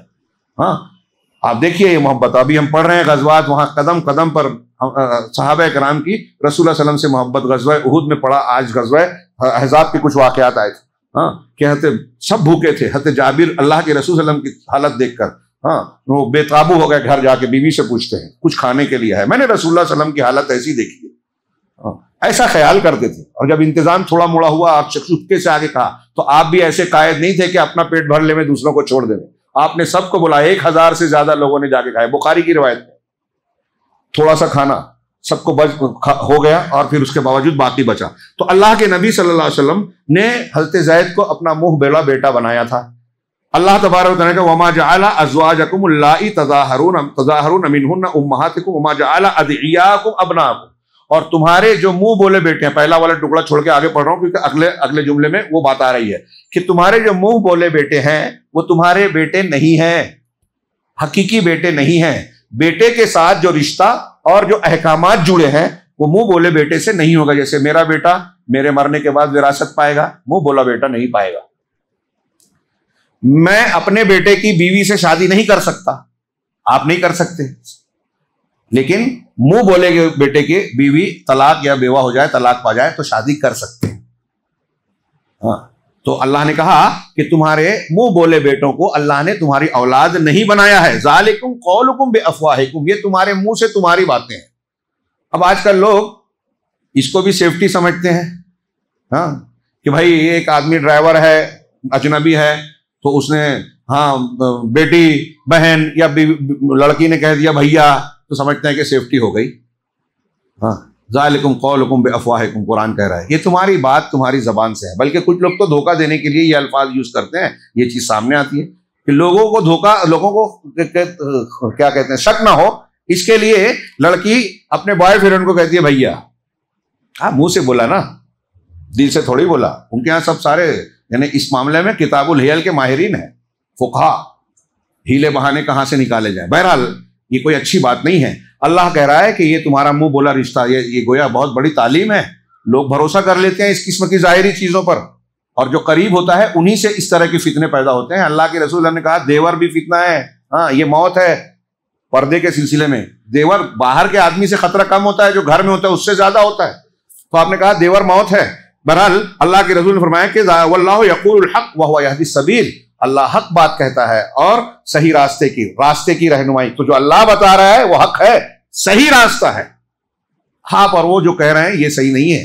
ہاں تو کہا کہ اس میں جو تبنی اور منہ بولے بیٹے کے تعلق سے جو عہد جاہلیت سے رسم و رواج اور اصول چلا آ رہا تھا اس کا رد ہے کہ منہ بولا بیٹا گود لینا ایک الگ چیز ہے کہ تم کسی کو مان لیے، لیکن وہ حقیقی بیٹے نہیں ہیں، ان کے حقوق شرعاً وہ ثابت نہیں ہوں گے جو بیٹے کے ہوتے ہیں۔ دوسرا، ہاں یہ پہلا والا جملہ بھی کہ جن عورتوں کو زہار کر لیا گیا، ایک طریقہ تھا سورہ مجادلہ میں اس پر تفصیلی بحث، خود قرآن میں آیت نازل ہوئی۔ زہار کہا جاتا ہے کہ کچھ لوگ اپنی بیوی سے ناراض ہو کے یہ کہہ دیتے تھے کہ بیوی کو اب بیوی نہیں رکھنا ہے تو کہہ دیتے کہ انت علیہ کظہر امی، تو مجھ پر میری ماں کی پیٹھ کی طرح ہے۔ اب ایک آدمی کے لیے ماں کی پیٹھ محترم ہوتی ہے، بیوی کی طرح اس کو استعمال نہیں کر سکتا، اس لیے وہ گویا اس کو یہ کہہ رہا ہے کہ اب تو میری بیوی نہیں ماں کے جیسی ہو گئی، اور پھر اس کو حرام سمجھتا کہ اب اس سے ہم بستری کرنا یا بیوی کی طرح اس کو ٹریٹ کرنا، اس سے معاملات کرنا جائز نہیں ہے۔ تو اللہ نے کہا کہ جن سے تم نے زہار کیا ہے، یعنی اپنی ماں سے تجویز دی اپنی ماں کی پیٹھ سے، وہ تمہاری مائیں نہیں ہیں۔ کسی کو ماں بول دینے سے، بیٹا بول دینے سے، یا کسی کو زہار کر لینے سے تمہارا وہ رشتہ قائم نہیں ہو جاتا۔ یہ آیت کا پہلا ٹکڑا تھا، تو اس کو رد کیا کہ جاہلیت کے یہ اصول اسلام میں نہیں ہے۔ دوسرا، ہمارے ہاں یہ بھی کچھ مسئلے آتے ہیں کہ بچپن میں جیسے چچا زاد یا خالہ زاد یا قریب کے رشتہ دار پڑوسی ہوتے ہیں، تو بچپن میں کھیلتے ہوئے کوئی لڑکی کسی کو بھیا بھیا بولتی ہے، اب بڑے ہو جانے کے بعد جب رشتہ آتا ہے کہتے کہ نہیں زندگی بھر تو بھیا بولی تو جائز ہی نہیں ہے رشتہ۔ یہ مسئلہ آتا ہے ہمارے سامنے، میرے پاس آ چکا ہے اس طرح کا کہ وہ مجھے چاچا بولتی رہی تو میں کیسے شادی کر سکتا ہوں؟ تو میں نے ان کو یہ آیت اور واقعہ بتایا۔ آگے اس میں یہ بھی ہے کہ نبی کریم صلی اللہ علیہ وسلم کو اللہ نے حضرت زینب سے نکاح کر دیا، شاید اس میں اس کا ذکر ہے یا نہیں ہے۔ حضرت زینب سے نکاح، یہ بھی دیکھ لیں، کچھ 5 منٹ بڑھ جائے گا۔ زینب رضی اللہ تعالیٰ عنہ پہلے حضرت زید کے نکاح میں تھی۔ حضرت زید آزاد کردہ غلام تھے۔ بہت غور سے اس ایک چیز میں جو 2-3 واقعات ہوئے ہیں، کئی جاہلی چیزوں کا رد کیا گیا، اللہ نے کیا اس سورہ میں مبارکہ میں۔ حضرت زید کا نکاح حضرت زینب سے کیا۔ حضرت زینب قریشی تھی، نبی کریم صلی اللہ علیہ وسلم کی رشتہ دار تھی، پھوپھی ذات تھی، آپ نے رشتہ کروایا، یہ قریش کی تھی اور وہ آزاد کردہ غلام۔ تو ایک غلام آزاد کردہ اور ایک قریشی کی شادی ہو گئی، آج ہمارے ہندوستان میں نہیں ہوتی۔ وہ تو خان ہیں، وہ تو شیخ ہے، وہ تو سید ہے، کون سے سید کون سے خان تحقیق نہیں ہے۔ ہاں اللہ کے رسول صلی اللہ علیہ وسلم اور عرب والے خان سید اور وہ ہیں یا کچھ اور ہیں معلوم نہیں ہے، لیکن ان سے زیادہ روب دبدبہ ہے۔ ہاں ہمارے یہاں پتہ نہیں کیا کیا مشہور ہے، بدعقیدگیاں بھی ہیں کہ سید کو آگ جلاتی نہیں، اور زکوٰۃ لینے کے سلسلے میں آتا ہے تو پھر وہ بھی مسئلہ پیدا ہوتا ہے۔ بہرحال یہ ہمارے یہاں ثبوت نہیں ہے، تو بہرحال یہ پہچان کے لیے ہے، اس کی بنیاد پر، اس اونچ نوچ کی بنیاد پر رشتے اور تعلقات میں رکاوٹ نہیں آنی چاہیے۔ اللہ کے رسول صلی اللہ علیہ وسلم نے حضرت زید کا نکاح حضرت زینب سے کیا، یعنی فقہ حنفی مسلک کی کتابوں میں لکھا ہوا ہے کہ جو سید ہے فلاں ہے وہ نچلی ذات کے لوگوں سے شادی نہیں کر سکتا، جلہے سے فلاں سے۔ یہ غلط بات ہے، قرآن و حدیث کی تعلیم کے سراسر خلاف ہے، اور ہندوستان پاکستان میں اس پر عمل ہوتا ہے۔ یہاں ہم مسلمان نہیں ہیں، اس میں عرب ہم سے بہت آگے ہیں۔ یہ یہاں لوگ یہ سمجھتے ہیں کہ عربوں کو دین نہیں سمجھتا، ہم دین سے بہت دور ہے۔ یہ اونچ نیچ ہمارے یہاں جو ہے اسلام میں نہیں ہے، شادی بیاہ میں اس کا اعتبار نہیں ہے۔ ہاں دنیا کے معاملے میں تقوی پرہیزگاری ضرور دیکھی جائے، صحیح عقیدہ دیکھیے، خاندان مت دیکھیے، عقیدہ دیکھیے، منہج دیکھیے، دینداری اور تقوی دیکھیے، اس کی بنیاد پہ اچھا برا فیصلہ کیجیے۔ اور جب ہم نے یہ ساری چیزیں بدل دی، معیار بدل دیا، تو ہماری زندگی، خاندان، گھر سب بگڑ گیا، ہاں برکتیں اٹھ گئی، ہمارے بچے اچھے بچے نہیں ہیں کیونکہ ہم نے دین کی بنیاد پہ شادیاں ہی نہیں کی۔ بہرحال اللہ کے رسول نے نکاح کیا، حضرت زینب پہلے تیار نہیں تھی، بعد میں تیار ہو گئی کہ رسول کہہ رہے ہیں۔ تو ایک چیز اس سے یہ ثابت ہوئی کہ خاندان کا اونچ نیچ ہے، شادی ہو سکتی ہے۔ نمبر 1، حضرت عبد الرحمن بن عوف نے اپنی بہن کی شادی عبد الرحمن بن عوف بھی قریشی تھے، عشرہ مبشر میں. حضرت بلال سے کی تھی جو حبشی تھے، سیاہ فام تھے، ان سے کی تھی. خاندان علاقہ دیکھیے، نسل الگ ہے، رنگ الگ ہے، پھر بھی کر دی. آج ہم سوچ سکتے ہیں کیا؟ ہاں، ہمارے یہاں بعض علاقے میں علماء بھی نہیں کرتے، یہ اتنی دوری ہے دین سے. تو بہرحال ایک معاملہ یہ ہوا. پھر اس کے بعد اللہ تبارک و تعالیٰ کو پریکٹیکل، یہ یہاں تو کہا شروع میں سورہ احزاب میں کہ تمہارے منہ بیٹے تمہارے بیٹے ہے ہی نہیں، لیکن اسلام نے جو کچھ کہا، اللہ کے رسول اللہ نے جو تعلیمات پیش کی، وہ صرف اورل نہیں تھی، تھیوریکل نہیں تھی، بلکہ پریکٹیکل بھی کیا. اللہ تبارک و تعالیٰ نے حضرت زینب کا خود کا طلاق کر کے اللہ تعالیٰ نے آپ سے نکاح کرنے کا حکم دیا. اور اس سورہ مبارکہ میں دہل جانے والی بات ہے کہ اس بات اور حکم کو اللہ کو رسول کو دینے کے بعد اللہ کے رسول صلی اللہ علیہ وسلم کو یہ اندیشہ تھا کہ اگر میں نے یہ بات ظاہر کی تو کفار مکہ پھر میرے خلاف شور ہنگامہ مچائیں گے، پروپیگنڈا کریں گے کہ دیکھو اپنے بیٹے کی مطلقہ سے شادی کر لی، ان دونوں میں نبھی نہیں، طلاق ہو گیا.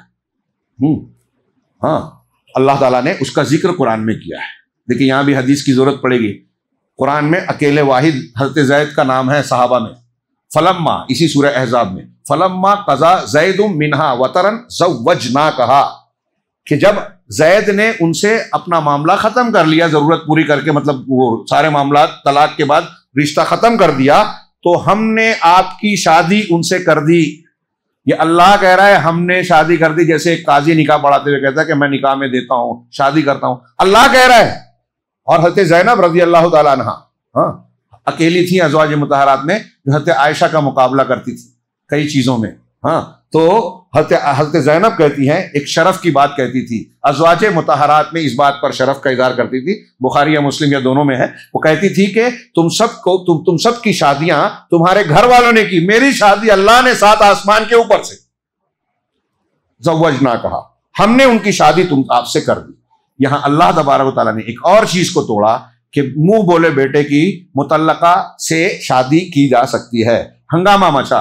اللہ کے رسول صلی اللہ علیہ وسلم نے، اللہ تعالیٰ نے کہا کہ آپ کو لوگوں سے نہیں ڈرنا چاہیے. واللہ احق ان تخشا، اللہ زیادہ حقدار ہے کہ آپ اس سے ڈریں، لوگوں سے نہ ڈریں. ولا تخشوا الناس واخشوا، اللہ لوگوں سے نہ ڈرو، اللہ سے ڈرو. بہرحال اسی طرح سے تبرج جاہلیہ، یعنی جاہلیت کی جو بے پردگی ہے، زیب و زینت کی نمائش جو عورتیں کرتی ہیں، وہ جاہلیت میں ہوتی تھی، اور آج کی جدید دور کی جاہلیت بھی ہو رہی ہے کہ اب برقع بھی فیشن بن گیا، زیب و زینت کا مظاہرہ ہو رہا ہے. چہرہ ہی نہیں، جسم کے بہت سارے اعضاء کو ظاہر کیا جاتا ہے. اللہ تعالیٰ نے ازواج مطہرات اور خواتین سے خطاب کر کے وقرن فی بیوتکن، یہ ازواج مطہرات سے خطاب ہے کہ اپنے گھروں میں قرار پکڑی رہو. ولا تبرجن تبرج الجاہلیت الاولی، اور جاہلیت، قدیمی جاہلیت کے زمانے کی طرح اپنے بناؤ سنگار کا اظہار نہ کرو. یہ ازواج مطہرات سے کہا گیا، حکم دیا گیا. یعنی بناؤ سنگار کا اظہار جاہلیت کا طریقہ ہے، اور اسلام میں جاہلی طور طریقوں سے منع کیا گیا ہے کہ جو غیر اسلامی طریقے ہیں. اور اہل علم کہتے ہیں کہ قرآن و حدیث کے خلاف جو بھی ہے وہ جاہلی طریقہ ہے. اسی طرح گھروں میں بغیر اجازت کے داخل نہ ہونا، اور گھر میں داخل ہونے کے بعد بات چیت کے کھانے کے بعد جو ہے بات چیت میں مشغول نہ ہونا، جس کی آیت گزری. اسی طرح اس سورہ مبارکہ میں مرد اور عورتوں کے بارے میں ایک چیز یہ معلوم ہوتی ہے کہ شریعت کے تکلیف اور پابندی میں مرد اور عورت دونوں میں یکسانیت ہے. جس چیز کا حکم مردوں کو دیا گیا اس کا عورتوں کو بھی دیا گیا ہے.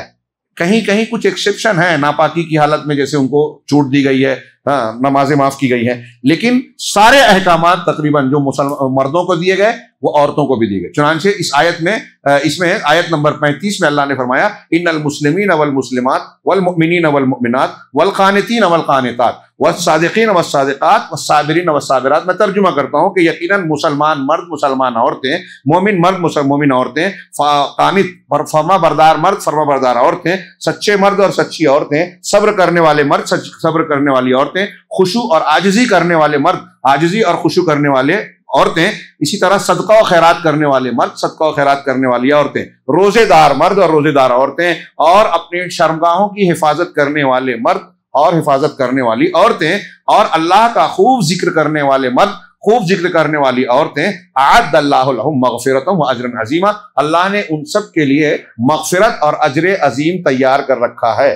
مطلب ان میں جن جن چیزوں کا ذکر کیا ہے، اسلام اور ایمان کے عقائد ہیں، اعمال ہیں، روزہ ہے، امر بالمعروف نہی عن المنکر، شرمگاہوں کی حفاظت کرنے والے احکامات، جس طرح مردوں کے لیے یہ ساری چیزیں ہیں ویسے ہی عورتوں کے لیے، اور جس طرح مردوں کو امتحان کے بعد کامیاب ہونے کے بعد جنت اور اللہ کا اجر ملے گا، اسی طرح عورتوں کو بھی ملے گا، جنت جہنم دونوں کے لیے ہے۔ میں تفصیل سے گریز کرتے ہوئے آگے بڑھ رہا ہوں۔ اسی طرح اللہ تبارک و تعالیٰ کی گواہی بعض مسلمانوں کے حق میں، خاص طور سے صحابہ کے حق میں، اس سورہ مبارکہ میں اللہ تبارک و تعالیٰ نے غزوہ احزاب کے انتہائی سنگین اور نازک حالات میں یہ ذکر کیا کہ مومنین اپنے بات کے پکے ہیں، مخلص ہیں، اللہ اور رسول کے سامنے جھکنے والے ہیں، اور وہ اپنے بات پر ڈٹے ہوئے ہیں، اللہ اور رسول سے عہد و پیمان توڑا نہیں۔ تو انہی کا ذکر کرتے ہوئے اللہ نے کہا من المؤمنین رجال صدقوا ما عاهدوا اللہ علیہ، کہ مومنوں میں کچھ ایسے مرد ہیں جنہوں نے سچ کر دکھایا اس چیز کو جس کا انہوں نے اللہ سے وعدہ عہد کیا تھا، اللہ سے جو عہد کیا تھا۔ بدر میں جو لوگ شریک نہیں ہوئے تھے، اس کی شان نزول میں ہے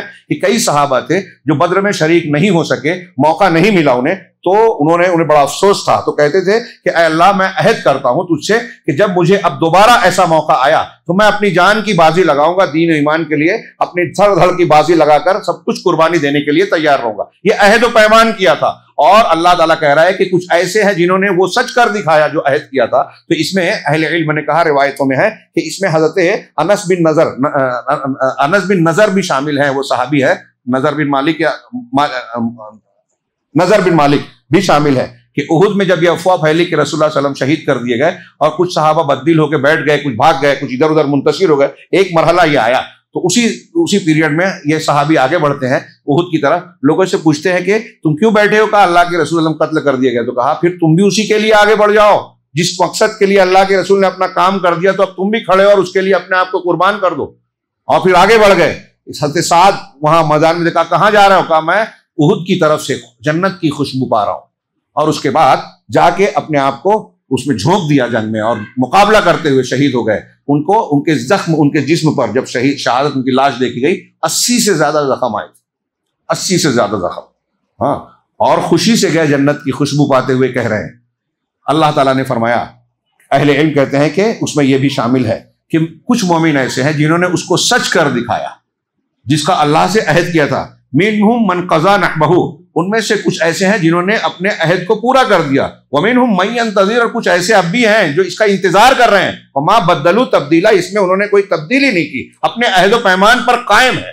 تو یہ صحابہ مومنین صادقین کے تعلق سے اللہ کی گواہی ہے، اور اس میں وہ کافروں کے لیے شدید عذاب کی جو ہے وعید اور دھمکی بھی ہے۔ اس سورہ مبارکہ میں آیت نمبر 64 اور سے لے کر 68 تک دیکھیے، یوم تقلب وجوہہم فی النار، پڑھیے، دہل جائیں گے۔ اگر ہم غور کریں اس منظر کو، اور یقیناً یہ تو ہونا ہی ہے، اللہ ہمیں محفوظ رکھے۔ اللہ نے کہا کہ اس دن آگ میں، جہنم میں ان کے چہروں کو الٹا پلٹا جائے گا، ہاں، یقولون، جب ان کو جلایا جائے گا، موت نہیں آئے گی، کہیں گے، افسوس کریں گے، کہیں گے یا لیتنا اطعنا اللہ و اطعنا الرسول، کاش کہ ہم اللہ کے اور اس کے رسول کی اطاعت کیے ہوتے، اس کی نہیں مانے ہوتے۔ آگے آ رہا ہے، اللہ اور اس کے رسول کی اطاعت کی ہوتے۔ وقالوا ربنا انا اطعنا سادتنا وکبراءنا فاضلونا السبیل، اور کہیں گے اے پروردگار، ہم نے اپنے سرداروں اور اپنے بڑوں کی اطاعت کی، اپنے سرداروں اور بڑوں کی اطاعت کی۔ قرآن یہ منظر کشی کر رہا ہے جہنمیوں کے بارے میں، ہاں، کہ ان کی مان کر ان کے پیچھے چلے۔ فاضلونا السبیل، انہوں نے ہم کو راستے سے بھٹکا دیا، قرآن حدیث کے راستے سے دوسرے راستوں پر لے کر چلے گئے۔ فآتہم ربنا آتہم ضعفین من العذاب، اے ہمارے پروردگار انہیں ڈبل عذاب دے۔ آج جن کے پیچھے لوگ چل رہے ہیں اور جن کی وجہ سے جہنم میں جائیں گے، اللہ سے جلتے جلتے کہیں کہ ان کو ڈبل عذاب دے، ہاں، ولعنہم لعنا کبیرا، اور انہیں بہت بڑی لعنت کا شکار بنا دے، لعنت میں مبتلا کر دے۔ یہ ان کی وعید کا ایک حصہ میں نے پڑھا، اور بھی آیتیں ہیں اسی طرح۔ شرعی اعتبار سے اس ذمہ داری کا بوجھ، ہاں، کتنا بڑا بوجھ ہے شریعت کا۔ اس سورے کے آخر میں اللہ نے کہا انا عرضنا الامانۃ علی السماوات والارض والجبال فابین ان یحملنها وحملها الانسان، ہم نے اس امانت کا بوجھ آسمانوں کے سامنے پیش کیا، زمینوں کے سامنے، پہاڑوں پر پیش کیا، سب نے اسے اٹھانے سے انکار کر دیا، ہاں، واشفقن منها، سب ڈر گئے، وحملها الانسان، انسان نے اٹھا لیا۔ کیوں اٹھایا انسان نے؟ انہ کان ظلوما جہولا، یقیناً وہ بڑا ظالم اور بڑا جاہل ہے۔ علامہ مولانا شیخ ولی اللہ شاہ ولی اللہ محدث دہلوی اس آیت کو نقل کر کے کہتے ہیں کہ اس میں سر التکلیف، پوری کائنات میں انسان کو ہی شریعت کا پابند کیوں بنایا گیا، اس کا بھید بیان کیا گیا کہ انسان ظالم ہے، انسان جاہل ہے۔ پوری کائنات میں دیکھیے جتنی مخلوق ہے، فرشتے بھی شمار کر لیجئے، ان میں یہ دونوں صلاحیتیں نہیں ہیں۔ فرشتے ظلم نہیں کر سکتے، ان کو اللہ نے کئی چیزوں کا علم دیا، علم ہے ہاں، لیکن جہالت جس چیز کا علم ہے اس کو وہ دے دیا گیا، اس کے علاوہ علم حاصل نہیں کرتے، اور اس کے علاوہ ان کے اندر جہالت والی صفت نہیں ہے، یا ان کے اندر جو اللہ نے جو حکم دیا ہے اس پر عمل کرتے ہیں، ظلم نہیں کرتے۔ ہاں، ایک ہمارے یہاں بہت سی مخلوق ہے، جیسے جانور ہیں، چوپائے ہیں، پرندے ہیں، ان کے یہاں علم اور ظلم کی نہیں ہے۔ ظالم وہ ہوتا ہے جس کے اندر ظالم، اگر ظلم کی صفت ہے انسان ہمارے اندر، مطلب ہم انصاف کر سکتے ہیں، تب ہم کو ظالم کہا جائے گا۔ ہم اس ستون کو، اس چھت کو، اس ٹیبل کو یہ نہیں کہیں گے کہ بڑا ظالم ہے، کیونکہ ظلم اور انصاف کی صفت اس میں ہے ہی نہیں۔ اس کو یہ بھی نہیں کہیں گے کہ یہ جاہل ہے، کیونکہ علم حاصل کر ہی نہیں سکتا۔ کسی گائے بیل کو بھی ہم نہیں کہتے عالم، جاہل، ظالم، ان کے اندر یہ صلاحیتیں ہی نہیں ہیں۔ انسان کے اندر ظلم اور جہالت ہے، مطلب انسان علم حاصل کر سکتا ہے اور انسان انصاف کر سکتا ہے۔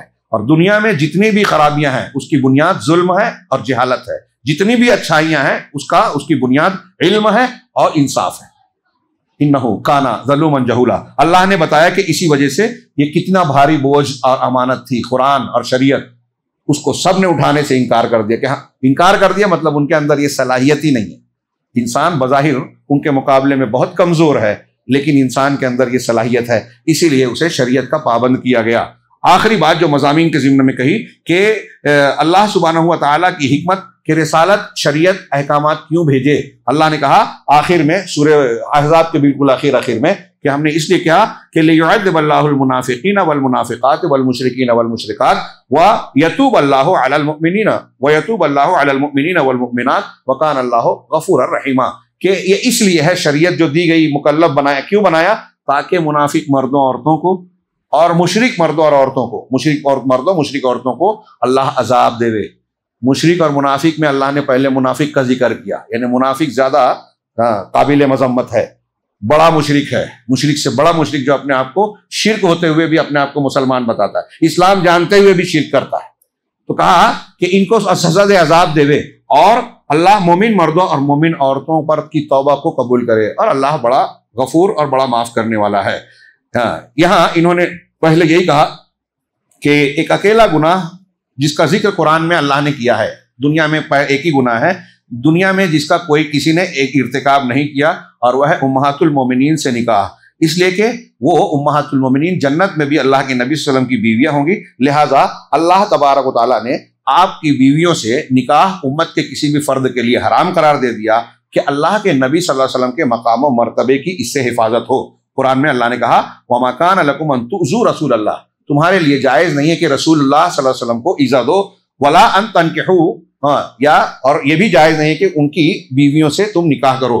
اسی طریقے سے دل کو جو ہے ثابت قدم بنانے کے لیے جو سب سے زیادہ اہم عامل ہے ہمارے دل میں، اللہ تبارک و تعالیٰ کے دین پر جمے رہنے کا جذبہ پیدا کرنے کے لیے ایک چیز ضروری یہ ہے کہ ہم اللہ تبارک و تعالیٰ کے ساتھ حسن ظن رکھیں، اللہ پر بھروسہ کریں، جیسے کہ صحابہ کرام نے کیا کہ جب احزاب کو دیکھا وَلَمَّا رَأَى الْمُؤْمِنُونَ الْأَحْزَابَ قَالُوا هَذَا مَا وَعَدَنَا اللَّهُ وَرَسُولُهُ وَصَدَقَ اللَّهُ وَرَسُولُهُ، جو ابھی آیت پڑھ چکے ہیں کہ یہ وہ چیز ہے جس کا اللہ اور اس کے رسول نے ہم سے وعدہ کیا تھا، اور یقیناً یہ وعدہ اللہ اور رسول کا وعدہ سچا ہوتا ہے۔ اس سورہ کی ایک آیت کے ضمن میں جس سے یہ ثابت ہوتا ہے کہ اللہ تعالیٰ قیامت کے دن رسولوں سے بھی سوال کرے گا کہ انہوں نے سچائی سے، اخلاص سے اپنا کام کیا یا نہیں کیا۔ تو حضرت فضیل بن ایاز کہتے ہیں کہ جب رسولوں سے سوال ہوگا تو ہم اور آپ کہاں ہوں گے، غور کرنے کی بات ہے۔ اسی طرح اللہ تبارک و تعالیٰ نے اس سورہ مبارکہ میں فرمایا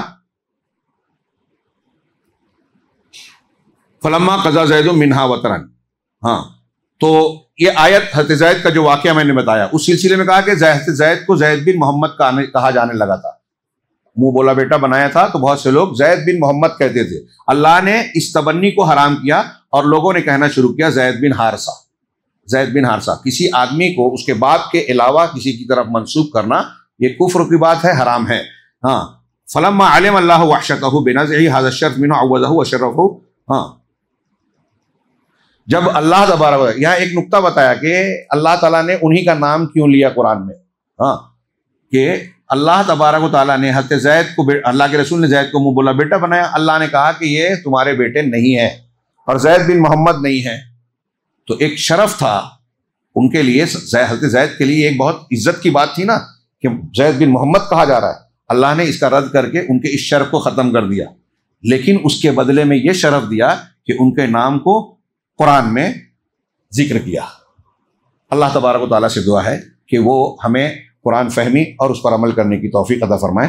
میں نے جیسا کہ عرض کیا تھا کہ سورہ سبا بھی میں آج ہی بیان کرنا چاہتا تھا، لیکن کافی تاخیر ہو گئی ہے. انشاءاللہ سرسری طور سے کل سورہ سبا، سورہ فاطر اور یاسین پر نظر ڈالیں گے. اللہ رب العالمین ہمیں خیر کی توفیق دے. وآخر دعوانا الحمدللہ.